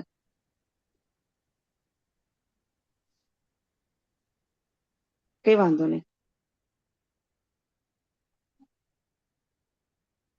ઓકે ઓકે, તૃપ્તિબેનની વાત સાચી છે. લેપટોપમાં જે એનું વોઇસ આપણે કવર કરી શકીએ. કઈ વાંધો નહીં, આપણે આગળ વધીએ. બરાબર. આપણે 3P પર કન્સેપ્ટ કરી લઈએ, પછી આગળ વધીએ. ક્યાં હતા આપણે? વૃક્ષનું. બરાબર. એક પી કે આપણે આપણા બાળકના જન્મ પર એને એક શુદ્ધ વાયુ મળે, એના માટે આપણો એક નાનો પ્રયાસ રહેશે. બરાબર. બીજો પી છે પાણી. તો પાણી તો આપણે બનાવતા નથી, તો શું કરીએ? બરાબર. એ તો જે વરુણ દેવતા આપશે એ જ આપણે ગ્રહણ કરવાનું છે. એ વાત સાચી છે. પણ જે આપણને મળી રહ્યું છે પાણી, આપણે બનાવી નહીં શકીએ, તો આપણે એને બચાવી શકીએ છીએ. બરાબર. આપણને ફોર્મ્યુલા ખબર છે કે H2O નું મિશ્રણથી એક પાણી નું તત્વ બને છે, પણ છતાં આપણે પાણી બનાવી શકતા નથી. આપણા વૈજ્ઞાનિક હજુ સુધી પાણી બનાવી નથી શક્યા. બરાબર. તે એની પાછળ એક દિવ્ય ચેતના છે કે ફક્ત કોઈ કેમિકલના કોમ્બિનેશન થી વસ્તુ બનતી નથી. એની પાછળ પ્રાણ તત્વ હોય છે, અને પ્રાણ તત્વ આપણને પ્રકૃતિમાંથી, ઈશ્વરીય જે ઉપર કોસ્મિક એનર્જી છે એના સંસર્ગમાંથી જ એ પાણી બને છે. તો પાણીમાં આપણે બનાવી નથી શકતા, તો આપણે બચાવી શકીએ તો આપણે જે આપણે બધા જ રોજિંદા જીવનમાં કરી શકીએ. જયારે આપણું બાથરૂમ છે, વોશ બેસિન છે, કિચન એરિયા છે, જ્યાં પણ પાણીનો થોડું થોડું પણ ટપકતું હોય તો એને તરત એને વાઇસર ચેન્જ કરીને કે નળ ચેન્જ કરવો એ કરીને પણ પાણી ભલે થોડુંક બચે પણ એ બચાવવાનો પ્રયત્ન કરીએ. બીજું પાણી કેવી રીતે બચાવી શકાય કે આપણે જયારે પણ ફ્રૂટ્સ વોશ કરીએ છીએ, અનાજ, દાળ, ચોખાને આપણે ધોઈએ છીએ ત્યારે એ પાણીને એક સેપરેટ એક બાલ્ટીમાં રાખી લઈએ. બરાબર, એને આપણે કિચનમાં વેસ્ટ ના થવા દઈએ અને એ પાણી પછી આપણા જે ગમલાઓ છે એમાં તમે નાખશો તો એ પાણી ઓલરેડી એ પ્રોટીન વાળું હશે. દાળનું પાણી હશે ધોયેલું, ચોખાનું પાણી ધોયેલું હશે. અત્યારે તો તમે બ્યુટી ટિપ્સમાં પણ એવું આવે છે કે ચોખાનું પાણી થોડું તમે પલાળી રાખો અને એ પાણી તમે તમારો ફેસ વોશ કરો તો બહુ જ બ્રાઇટ થઈ જાય. બરાબર, આવી બધી બી ટિપ્સ આવે છે. તો આપણે એક તો શું થશે કે જેટલું પણ પાણી છે ધોયું છે એ વેસ્ટ નહીં થાય અને એનો સદુપયોગ થશે કે આપણા જે ગમલાઓ છે એમાં આપણે એને યુઝ કરી શકીએ. તો આવી રીતે બીજો પી જે છે કે પાણીનું સંરક્ષણ. આપણે કોઈ મોટા ડેમ નથી બનાવી શકવાના, આપણે રિચાર્જ બોર નથી બનાવી શકવાના, પણ પાણી તો ચોક્કસ બચાવી શકીએ છીએ. તો બીજો પી છે કે આપણે પાણીનો બચાવવાનો પ્રયત્ન કરીએ. સવારે પણ બ્રશ કરીએ. આપણે પણ નહીં, જયારે આપણામાં ડેવલપ થશે ને આ હેબિટ તો આપણે ઘરના બીજા મેમ્બરને કહી શકીશું. જ્યાં સુધી આપણામાં ડેવલપ નહીં થાય ત્યાં સુધી આપણે બીજાને કહેવું પણ નહીં, કારણ કે એનો પ્રભાવ જ નહીં પડે. બરાબર ને? તો પ્રયત્ન કરીશું કે આપણામાં હેબિટ ડેવલપ થાય અને આપણામાં તમે જયારે હેબિટ ડેવલપ કરશો ને તો ખાલી તમે જ નહીં, તમારું બાળક પણ એ શીખી રહ્યું છે અંદર કે મમ્મી નળનો વપરાશ ઓછો કરે છે, ધીમો સ્ટાર્ટ કરે છે, બહુ ફૂલ ફ્લેઝમાં નથી સ્ટાર્ટ કરતા. બરાબર, તો આ બીજો પીનો આપણે આવી રીતે આપણા જીવનમાં ઇમ્પ્લિમેન્ટ કરી શકીએ. અને ત્રીજો પી છે પ્લાસ્ટિક. બે હાથ જોઈને વિનમ્ર વિનંતી કે બાળક આપણું હવે જે આવી રહ્યા છે અત્યારે, હવે તો એટલું રિસર્ચ થઈ ગયું છે કે આજથી 50 વર્ષ પહેલા જે આપણે પ્લાસ્ટિક વાપર્યું છે ને એના સૂક્ષ્મ કણો આપણા બ્રેઇનમાં જતા રહ્યા છે. એટલે બાળક કદાચ બહાર આવશે ને આપણે પ્લાસ્ટિકથી દૂર પણ રાખીશું ને પણ માતાના જ શરીરમાં ક્યાંક ને ક્યાંક પ્લાસ્ટિકના કણો આવી ગયા છે. બરાબર, તો એટલી હદે પ્લાસ્ટિક આપણા જીવન પર છવાઈ ગયેલું છે. એટલે આપણે પ્રયત્ન એવું કરીશું કે આપણું બાળક જે પણ વસ્તુનો ઉપયોગ કરે એમાં કોઈ પણ પ્રકારનું પ્લાસ્ટિક આપણે વાપરીએ નહીં. ભલે એ અવન કે માઇક્રોવેવ સેફ હોય છતાં આપણે પ્રયત્ન કરવાનો કે એ સ્ટીલનું હોય. ચાંદી આપણે પરવડે નહીં, સીધી વસ્તુ છે. એ સ્ટીલનું હોય અથવા તો માટીનું હોય અથવા કાચનું હોય. બરાબર, આપણે બાળકનું કોઈ પણ પાણી પણ આપણે પ્લાસ્ટિકમાં રાખવું નહીં. કેમ? કારણ કે અત્યારે જ મારે લાસ્ટ વીકમાં જ એક ડોક્ટર સાથે ડિસ્કશન થયું કે B12 ના પ્રશ્નો અત્યારે ઘણા વધારે છે. ડોક્ટરે પણ એ જ કીધું કે અમે લોકો પણ આના પર રિસર્ચ કરી રહ્યા છે કે રેગ્યુલરલી B12 ના ઇન્જેક્શન આપવાથી, દવા આપવાથી પણ આ સમસ્યાનું સમાધાન એટલા માટે નથી થતું કારણ કે આપણે બધા એક આરોનું પાણી પીવા માટે અત્યારે એક એવી કન્ડિશનમાં આવી ગયા છે કે TDS એવું વધી ગયું છે કે જો આપણે આરોનું પાણી ના પીતા આપણું ડાયજેશન સિસ્ટમ ખરાબ થઈ જાય છે. એટલે બધાના ઘરમાં મોસ્ટલી યા તો એક્વાગાર્ડ છે યા તો આરો છે. અને એમાં એવી સિસ્ટમ બનાવી છે આ લોકોએ કે પાણી એ સ્ટોરેજમાં, કન્ટેનરમાં ભેગું થાય. અમારે ત્યાં પણ ખુદ એવી જ છે. એમાં અમે આજે ચેન્જ કરાયું છે કે આરોનું પાણી પ્લાસ્ટિકના કન્ટેનરમાં સ્ટોર થાય પછી આપણે એને એમાંથી માટલામાં ટ્રાન્સફર કરીએ. તો એની પાછળ એક સિમ્પલ રીઝન એવું છે કે જ્યારે પાણી આરો એટલે જે એને ક્લિન્ઝિંગ કરે છે એમની ભાષામાં કે TDS ઓછા કરી દે છે. તો બધા જ એના જે વિટામિન્સ છે, જે એના મોડ્યુલસ છે એ બધા ઓછા થઈ જાય છે. એટલે પાણી એક બ્લેન્ક થઈ ગયું, સમજો. પાણી પોતે ભૂખ્યું થઈ ગયું. પાણીમાં જેટલા પણ તત્વો હતા એ ફિલ્ટર થઈ ગયા તો પાણી પોતે ભૂખ્યું થઈ ગયું, સાદી ભાષામાં કહીએ તો. હવે એ ભૂખ્યું પાણી પ્લાસ્ટિક કન્ટેનરમાં જાય છે. માણસ ભૂખ્યું હોય તો શું કરે? જે મળે, રોટલો મળે તો રોટલો ખાઈ લે, રોટલી મળે તો રોટલી, કશું ના મળે તો જે એના હાથમાં કાચું ફ્રૂટ હોય, કાકડી હોય, ગાજર હોય એ ખાઈ લે. તો એવી જ રીતે પાણીની પણ પ્રકૃતિ છે એબ્ઝોર્બ કરવાની. બરાબર, એ પાણીનો ગુણધર્મ છે કે જ્યાં જાય એ એબ્ઝોર્બ કરે. તો એ ભૂખ્યું પાણી જયારે પ્લાસ્ટિક કન્ટેનરમાં સ્ટોર થાય 2, 5 કલાક, 10 કલાક અને પછી જયારે માટલામાં જાય ને તો એને પ્લાસ્ટિક ખાઈ લીધું હોય છે. એ આપણી સાદી ભાષામાં પ્લાસ્ટિકના ગુણધર્મો એને અપનાવી લીધા છે. એટલે એ પાણી પછી જયારે માટલામાં જાય ને તો આપણને એની એટલી કેપેસિટી એટલી નથી હોતી કે આપણા શરીરને એ પોષણ આપી શકે. તો એક સોલ્યુશન અમે એવું જ કર્યું કે આપણે એવું રાખીએ કે જે પણ એક્વાગાર્ડનું પાણી છે ડાયરેક્ટ માટલામાં જાય. અથવા તો જયારે પણ આપણા કન્ટેનરમાં આવે તો વિધિન 1 કલાકની અંદર આપણે એને માટલામાં કન્વર્ટ પાછું ટ્રાન્સફર કરી લઈએ. એક આ સોલ્યુશન અમને આવું મળ્યું છે. એટલે જે પ્લાસ્ટિક થી આપણા શરીરને જે નુકસાન થાય છે એથી આપણે બચાવવાનું છે. મેઇન આપણો ઉદ્દેશ એ છે કે શરીરને બચાવવાનું છે, સાથે પર્યાવરણમાં જે પ્રદૂષણ થાય છે, નાની નાની કોથળીઓ લઈને આપણે જે જ્યાં ત્યાં ફેંકી દઈએ છીએ, તો એ આપણે અટકાવવાનું છે. એ તો કોઈ બીજું કરવા આવે નહીં. આપણા ઘરનો કચરો આપણે કેવી રીતે ફેંકીએ છીએ આપણને બધાને ખબર છે. તો પ્રયત્ન એવો કરીએ કે પ્લાસ્ટિકની કોથળીમાં કચરો ના નાખીએ. જ્યારે પણ જે લેવા આવે છે તેને ડાયરેક્ટ કચરો જ એમાં ડમ્પ કરીએ. બરાબર? તો આવી રીતે આપણે બહુ વધારે ના કરીએ, પણ આપણા ઘરમાંથી શરૂઆત કરીએ કે પ્લાસ્ટિકની બેગ્સ ઓછી વાપરીએ, કાપડની બેગ્સ વાપરીએ, અને કદાચ વાપરવાની થાય ને તો પણ પ્લાસ્ટિક રિસાયકલિંગની આપણે ત્યાં VMC ની વેન ચાલતી હોય છે. તો એ પ્લાસ્ટિકનો કચરો પ્લાસ્ટિકની વેનમાં તમે આપવાનો પ્રયત્ન કરો. બરાબર? અને બાળકનું કોઈ પણ ફૂડ તમે બહાર પણ જાઓ તો પ્રયત્ન એટલો કરજો કે પ્લાસ્ટિકના કન્ટેનરમાં કોઈ જ ફૂડ, કોઈ જ લિક્વિડ આપણે લઈ જઈએ નહીં. બરાબર? તો આ 3 P નું આપણે ફોલો કરીશું તો આપણા બાળકનું પણ સ્વાસ્થ્ય સારું રહેશે.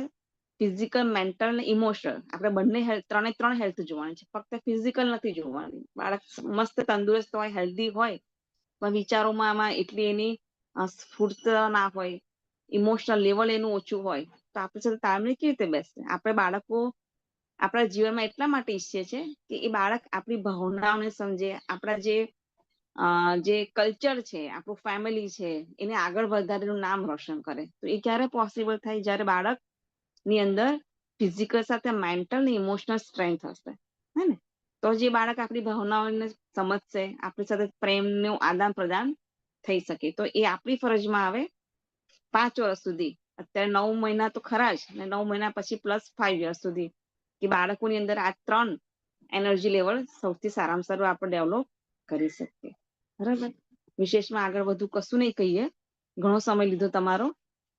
નેક્સ્ટ ટાઈમ પ્રયત્ન કરીશું કે વિડીયોથી પણ તમને સાથે થોડુંક ઇન્ટરેક્ટ કરી, કારણ કે મને પણ ઓછું પસંદ આવે કે ફક્ત વાતો જ કરે તો એક લેવલ સુધી પછી આપણને પણ ઓછું ગમે આજના જનરેશનમાં. બરાબર? તો પ્રયત્ન કરીશું આ વખતે આપણે જો મેં કરી નથી કુંડામાં શક્યા. પીપળો વાવ્યો છે, પારસ પીપળો છે, તુલસીનો સાધુ છોડ વડ છે, વાવ્યો છે. બટ એક પ્રશ્ન છે, મને એક તુલસીનો ક્વેશ્ચન છે છોડ કે હું પણ છે, તુલસીનો સાધુ છોડ પીપળો વાવું છું, છે.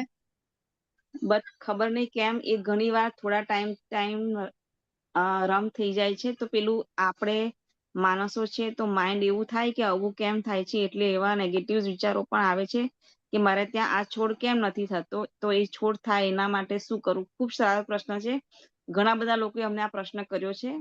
પહેલી વસ્તુ કે તુલસીના છોડ અલગ અલગ નર્સરીઓમાં બનતા હોય છે. બરાબર? બેઝિકલી હવે આપણે પહેલા તો કેવું કરતા હતા, બીજ નાખીને તુલસી ઉગાડતા હતા. હવે આપણે સેપલિંગ લઈ આવીએ છીએ. કોઈ જ ઇસ્યુ નથી, પણ જે પ્રકૃતિને અત્યારે જે વિષમતા બહાર ચાલી રહી છે એનો પ્રભાવ બધે પડી રહ્યો છે બેન. તો તુલસીના છોડ ઘણી વખત નર્સરીમાં એવી રીતે ઉછેરતા હોય છે કે એની લાઈફ ઓટોમેટિક 2, 3, 4 મહિનામાં નષ્ટ થઈ જાય, કારણ કે એને પ્રોપર એ લોકો ઉછેર્યો નથી. એટલે આપણે આપણને બ્લેમ કરીએ, આપણને ગિલ્ટ થાય કે હારું મારા ઘરે આવીને છોડ મરી ગયો. તો એવું હોતું નથી. ક્યાંક પાણી વધારે હોય છે, આપણાથી ક્યાંક વધારે પાણી પડી જાય છે. તો એક દિવસને આત્રે પાણી આપવાનું કોઈ પણ છોડને. બહુ ઓવર કેરિંગ કહીએ ને, બાળકોને બહુ જ પ્રેમ આપે ને તો એ બાળક બગડી જાય. એટલે પ્લાન્ટને પણ વધારે પાણી આપે ને તો પ્લાન્ટ ખરાબ થઈ જાય. તો એક ધ્યાન રાખવાનું છે કે પાણી એને પ્રોપર આપીએ, વધારે નહીં, ઓછું નહીં. સૂર્યનો તડકો પ્રોપર મળતો રહે. બીજી વસ્તુ, ત્રીજી વસ્તુ કે કોઈ પણ દિવસ કોઈ પણ પ્લાન્ટને એકલો નહીં મૂકવો. તમે કદાચ એકલો પ્લાન્ટ મૂકતો હોય ને, તુલસીનું એક જ કુંડું હોય ને, તેની સાથે બીજું નાનું એક કુંડું મૂકી દો. ભલે એલોવેરાનું હોય, કોઈ પણ હોય, કારણ કે એકલું એવું કોઈને ના ગમતું હોય. બરાબર? તો વૃક્ષો પણ અંદર વાતો કરતા હોય. એટલે એવું બને કે જ્યાં નર્સરીમાં જયારે એનું બહુ મોટું ફેમિલી હોય, ત્યાંથી લઈને આપણે આપણી ગેલેરીમાં ફક્ત એક એકલું એને મૂકી દઈએ તો ભાવનાત્મક રીતે એ પણ પીડાય, કારણ કે એ તો સેપલિંગ લાયા, પછી એ માટી અલગ ને આપણા કુંડાની માટી અલગ.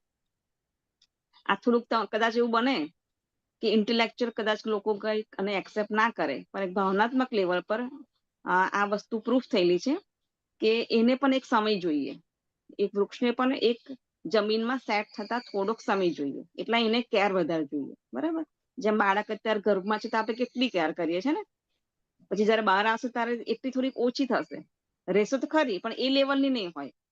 તો જ્યાં સુધી વૃક્ષ સ્ટેબલ ના થાય જમીનમાં ત્યાં સુધી એને ખૂબ જ કેર કરવી પડે છે.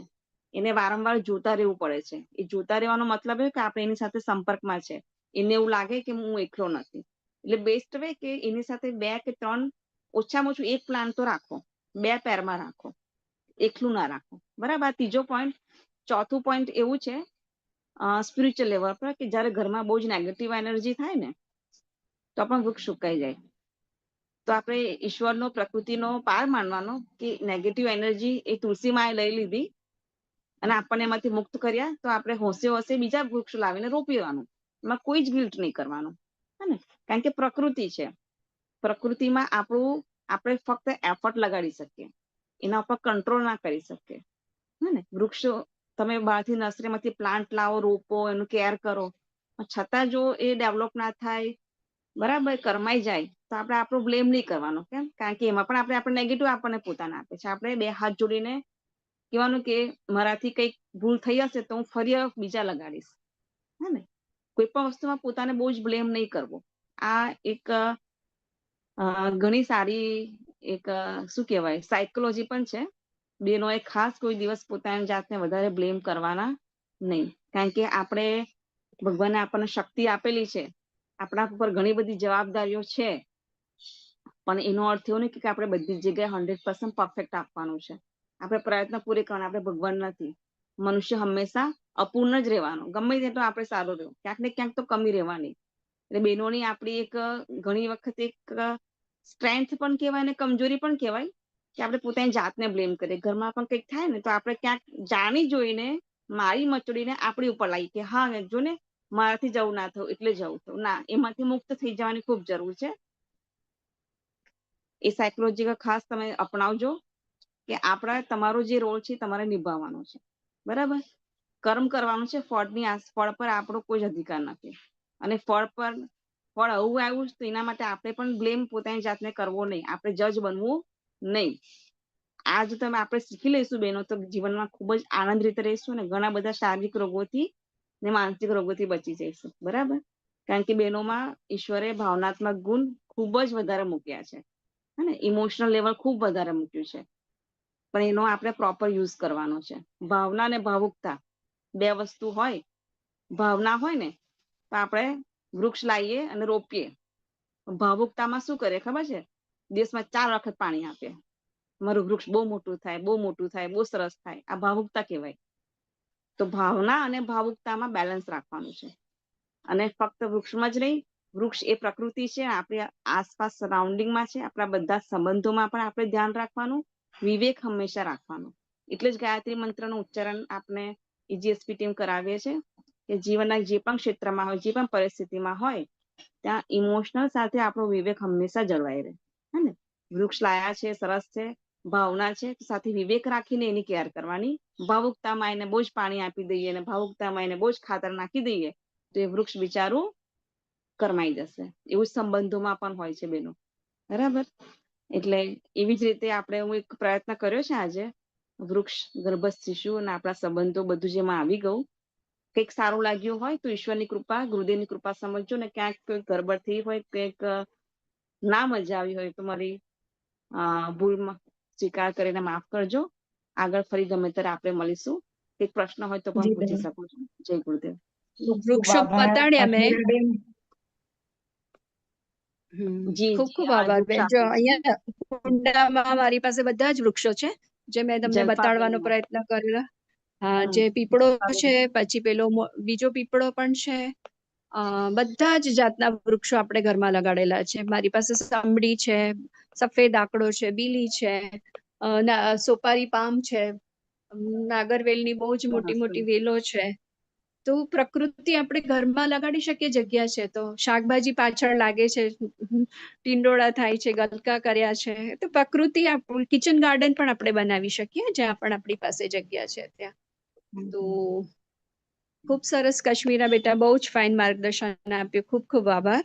અને ફરીવાર આપણે વિશેષ રૂપે સરસ રીતના સ્ક્રિપ્ટ બધું તૈયાર કરી અને બહેનોને આ વિશે માર્ગદર્શન ફરી આપવાનો પ્રયત્ન કરીશું. તો ખૂબ ખૂબ આભાર. અને નિશાબેન કન્ટિન્યુ કરજો બેટા. સોરી હું વચ્ચે બોલી એ બદલ. પણ મને બહેનોને વૃક્ષ બતાડવા હતા કે જોઈ લો મારું garden. because I love trees. અને દર વખતે હું 5, 11, 21 વૃક્ષો કાશ્મીરાબેન પાસે ઉગાડાવું છું. કશું પણ થાય, કોઈ પણ તહેવાર આવે, કોઈ પણ દિવસ હોય ત્યારે આપણે આ બધા વૃક્ષો ઉગાડાવીએ છે. પાછળ શાકભાજી, બીલીના ઝાડ, ફ્રૂટ્સના ઝાડ લગાડેલા છે. તો આપ પણ જ્યારે સમય મળે, જેવી જગ્યા મળે એમાં વૃક્ષો ઉગાડી શકો છો. ખૂબ ખૂબ ધન્યવાદ બેટા. નિશા, કન્ટિન્યુ કરો આપ.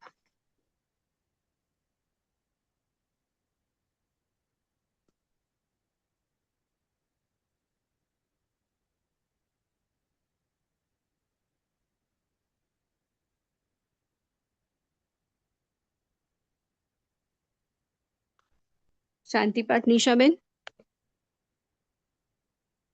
જય ગુરુદેવ નિશાબેન.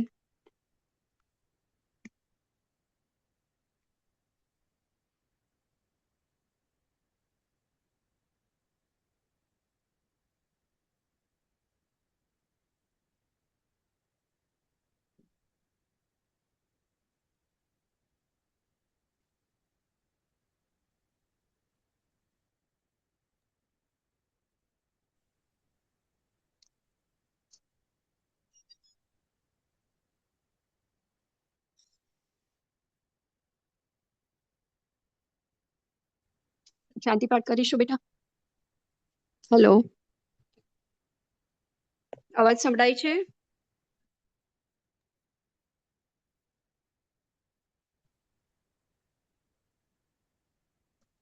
હા દિવ્યાબેન, અવાજ સંભળાય છે. હા, તો શાંતિપાઠ આપણે કરી દઈએ. શાંતિપાઠ કરી દઈએ. આપણે 26 મિનિટ થઈ ગઈ છે અને આજે આપણી રેમેડીઝ બતાડી છે. વૃક્ષોની રેમેડી અવશ્ય કરજો. ઘરમાં બધા જ વૃક્ષો લગાડી શકાય છે. બસ આપણી ભાવનામાં એ પરિપક્વતા અને ઈશ્વરની કૃપા સમજીને, ઈશ્વરના વરદાનના રૂપે, દેવ સ્વરૂપે અમે તમને અમારા ઘરે લગાડીએ છીએ. જ્યારે ભાવનાઓ પરિશુદ્ધ થાય છે ત્યારે કોઈ પણ ચેતના નારાજ નથી થતી અને વારંવાર આપણે એને પૂજન અર્ચન કરતા રહીશું, ધૂપ દીપ દેખાડતા રહીશું, એની સાથે સંવાદ કરતા રહીશું, એની સાથે વાતો કરતા રહીશું, તો એ પણ એક પરિવારનો સદસ્ય બની અને આપણી સાથે એટલો જ પ્રેમ અને સહકાર આપણને આપશે. આપણને ક્યારેય એકલું લાગશે જ નહીં કે હું એકલી છું. મારી આજુબાજુ આટલા બધા મિત્રો છે. તો મારા ઝાડને ક્યારે આટલું પણ થાય, હું મારા માળીભાઈને એવું જ કહું, બેટા આ બધા મારા બાળકો છે, ખૂબ ધ્યાન રાખ. તારાથી ભૂલ થાય તો વાંધો નથી. બહુ જ બધી વેલો છે, બહુ બધા પુષ્પોની વેલો છે કે જે જુદા જુદા ઈશ્વરના દેવ તત્વને આપણે સંરક્ષણના રૂપે, ભાવનાત્મક રૂપે આપણને એની છાયા, એની આવેલી હવા સાથે આવેલી આપણી વાર્તાના સંવાદો, પર્યાવરણ આપણને ખૂબ મદદ કરે છે. તો આ ભાવ સાથે નિશાબેન માઇક ઓન અને શાંતિપાઠ કરાવજો.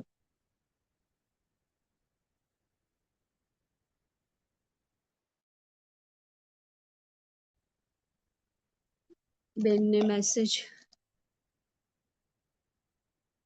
તો બધા આજે પોતાનો સંકલ્પ લખજો કે જ્યારે બાળક જન્મ લેવાનું હશે તે પહેલા પણ આપણે વૃક્ષો લાવીને મૂકી દઈશું અને જે દિવસે બાળક જન્મ લેશે ત્યારે જે વૃક્ષ લાવ્યા છે કોથળીમાં એને આપણે આપણા કુંડામાં નિર્મિત કરીશું, એને આરોપણ કરીશું કે હું આ બધા વૃક્ષો લાવી છું, તે દિવસ મારું બાળક જન્મે ત્યારે એને આપણે વૃક્ષમાં, કુંડામાં લગાવીશું, નીચે જમીનમાં લગાડીશું. ત્યાં સુધી આપણે સંવાદ પણ કરી શકશું કે જો બેટા, તમારા આવવાની તૈયારીની અંદર મેં આટલા બધા વૃક્ષ લાવીને મૂક્યા છે અને જેવો તમારો જન્મ થશે ત્યારે હું આ બધા જ વૃક્ષો એક સંસ્મરણના રૂપે, એક દિવ્ય ભાવના રૂપે હું પૃથ્વી માતાને અર્પણ કરીશ કે માં તે મને એક છે, હું તમને આટલા બધા બાળકો આપી રહી છું અને આપ મહાન છો અને આ દિવ્ય ભાવ, વિશાળતાનો ભાવ, ધન્યવાદનો ભાવ, જેને આપણે ગ્રેટિટ્યુડ કહીએ છીએ, તો માને ધન્યવાદ કરીશું કે માં અમારી જન્મ સુધી અમારી જે કુખ છે, જ્યારે પણ આપણે સ્ત્રી જન્મ લઈએ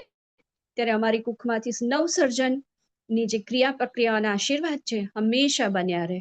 એવા ભાવ સાથે આજનું આ જે વિશેષ વિષય અને જેની સંવેદનાઓ આપણે જાણી એમાંથી આપણે ભગવાનનો ધન્યવાદ કરી શાંતિપાઠ કરીશું. ભગવાન પ્રાર્થના કરીશું, પ્રભુ દરેક ક્લાસમાં અમને વિવિધ પ્રકારના નવા નવા જ્ઞાન પ્રાપ્ત થાય, જેથી કરીને અમારું બાળક ઘરમાં જ, આપણે ચિન્મય ભૈયાના વિડીયોમાં પણ સાંભળ્યું છે કે અમારું બાળક સ્કૂલમાં જઈને શીખતું નથી. અમારું બાળક તો માની પાઠશાલાની અંદર ગર્ભમાં જ બધું શીખીને આવે છે. અને એવા જ બાળકોને અમે જોઈ રહ્યા છે કે જેઓ જન્મી ચૂક્યા છે અને એ લોકોની જો પ્રતિભાવ છે એ ખૂબ સુંદર છે. એમનું વ્યક્તિત્વનું નિર્માણ થઈ રહ્યું છે. નાનપણમાં જ એ લોકો અદ્વિતીય દેખાય છે. તેવા સુંદર બાળકોની માતા બનવા જઈ રહ્યા છે. અત્ર તત્ર સર્વત્ર શાંતિની સ્થાપના થાવ, પ્રકૃતિ શાંત અને નિયમિત બને એવા ભાવ સાથે. ઓમ દ્યૌ શાંતિ અંતરિક્ષત્વમ શાંતિ પૃથ્વી શાંતિરાપઃ શાંતિ ઔષધયઃ શાંતિ વનસ્પતયઃ શાંતિ વિશ્વે દેવાઃ શાંતિ બ્રહ્મ શાંતિ સર્વગમ શાંતિ શાંતિરેવ શાંતિ સામા શાંતિરેધિ. ઓમ વિશ્વાનિ દેવ સવિતુ દુરિતાની પરાસુવ યદ્ભદ્રમ તન્ન આસુવ. ઓમ શાંતિ શાંતિ શાંતિ સર્વારિષ્ટ સુશાંતિર્ભવતુ. જેમ બેને કીધું જે સારું લાગે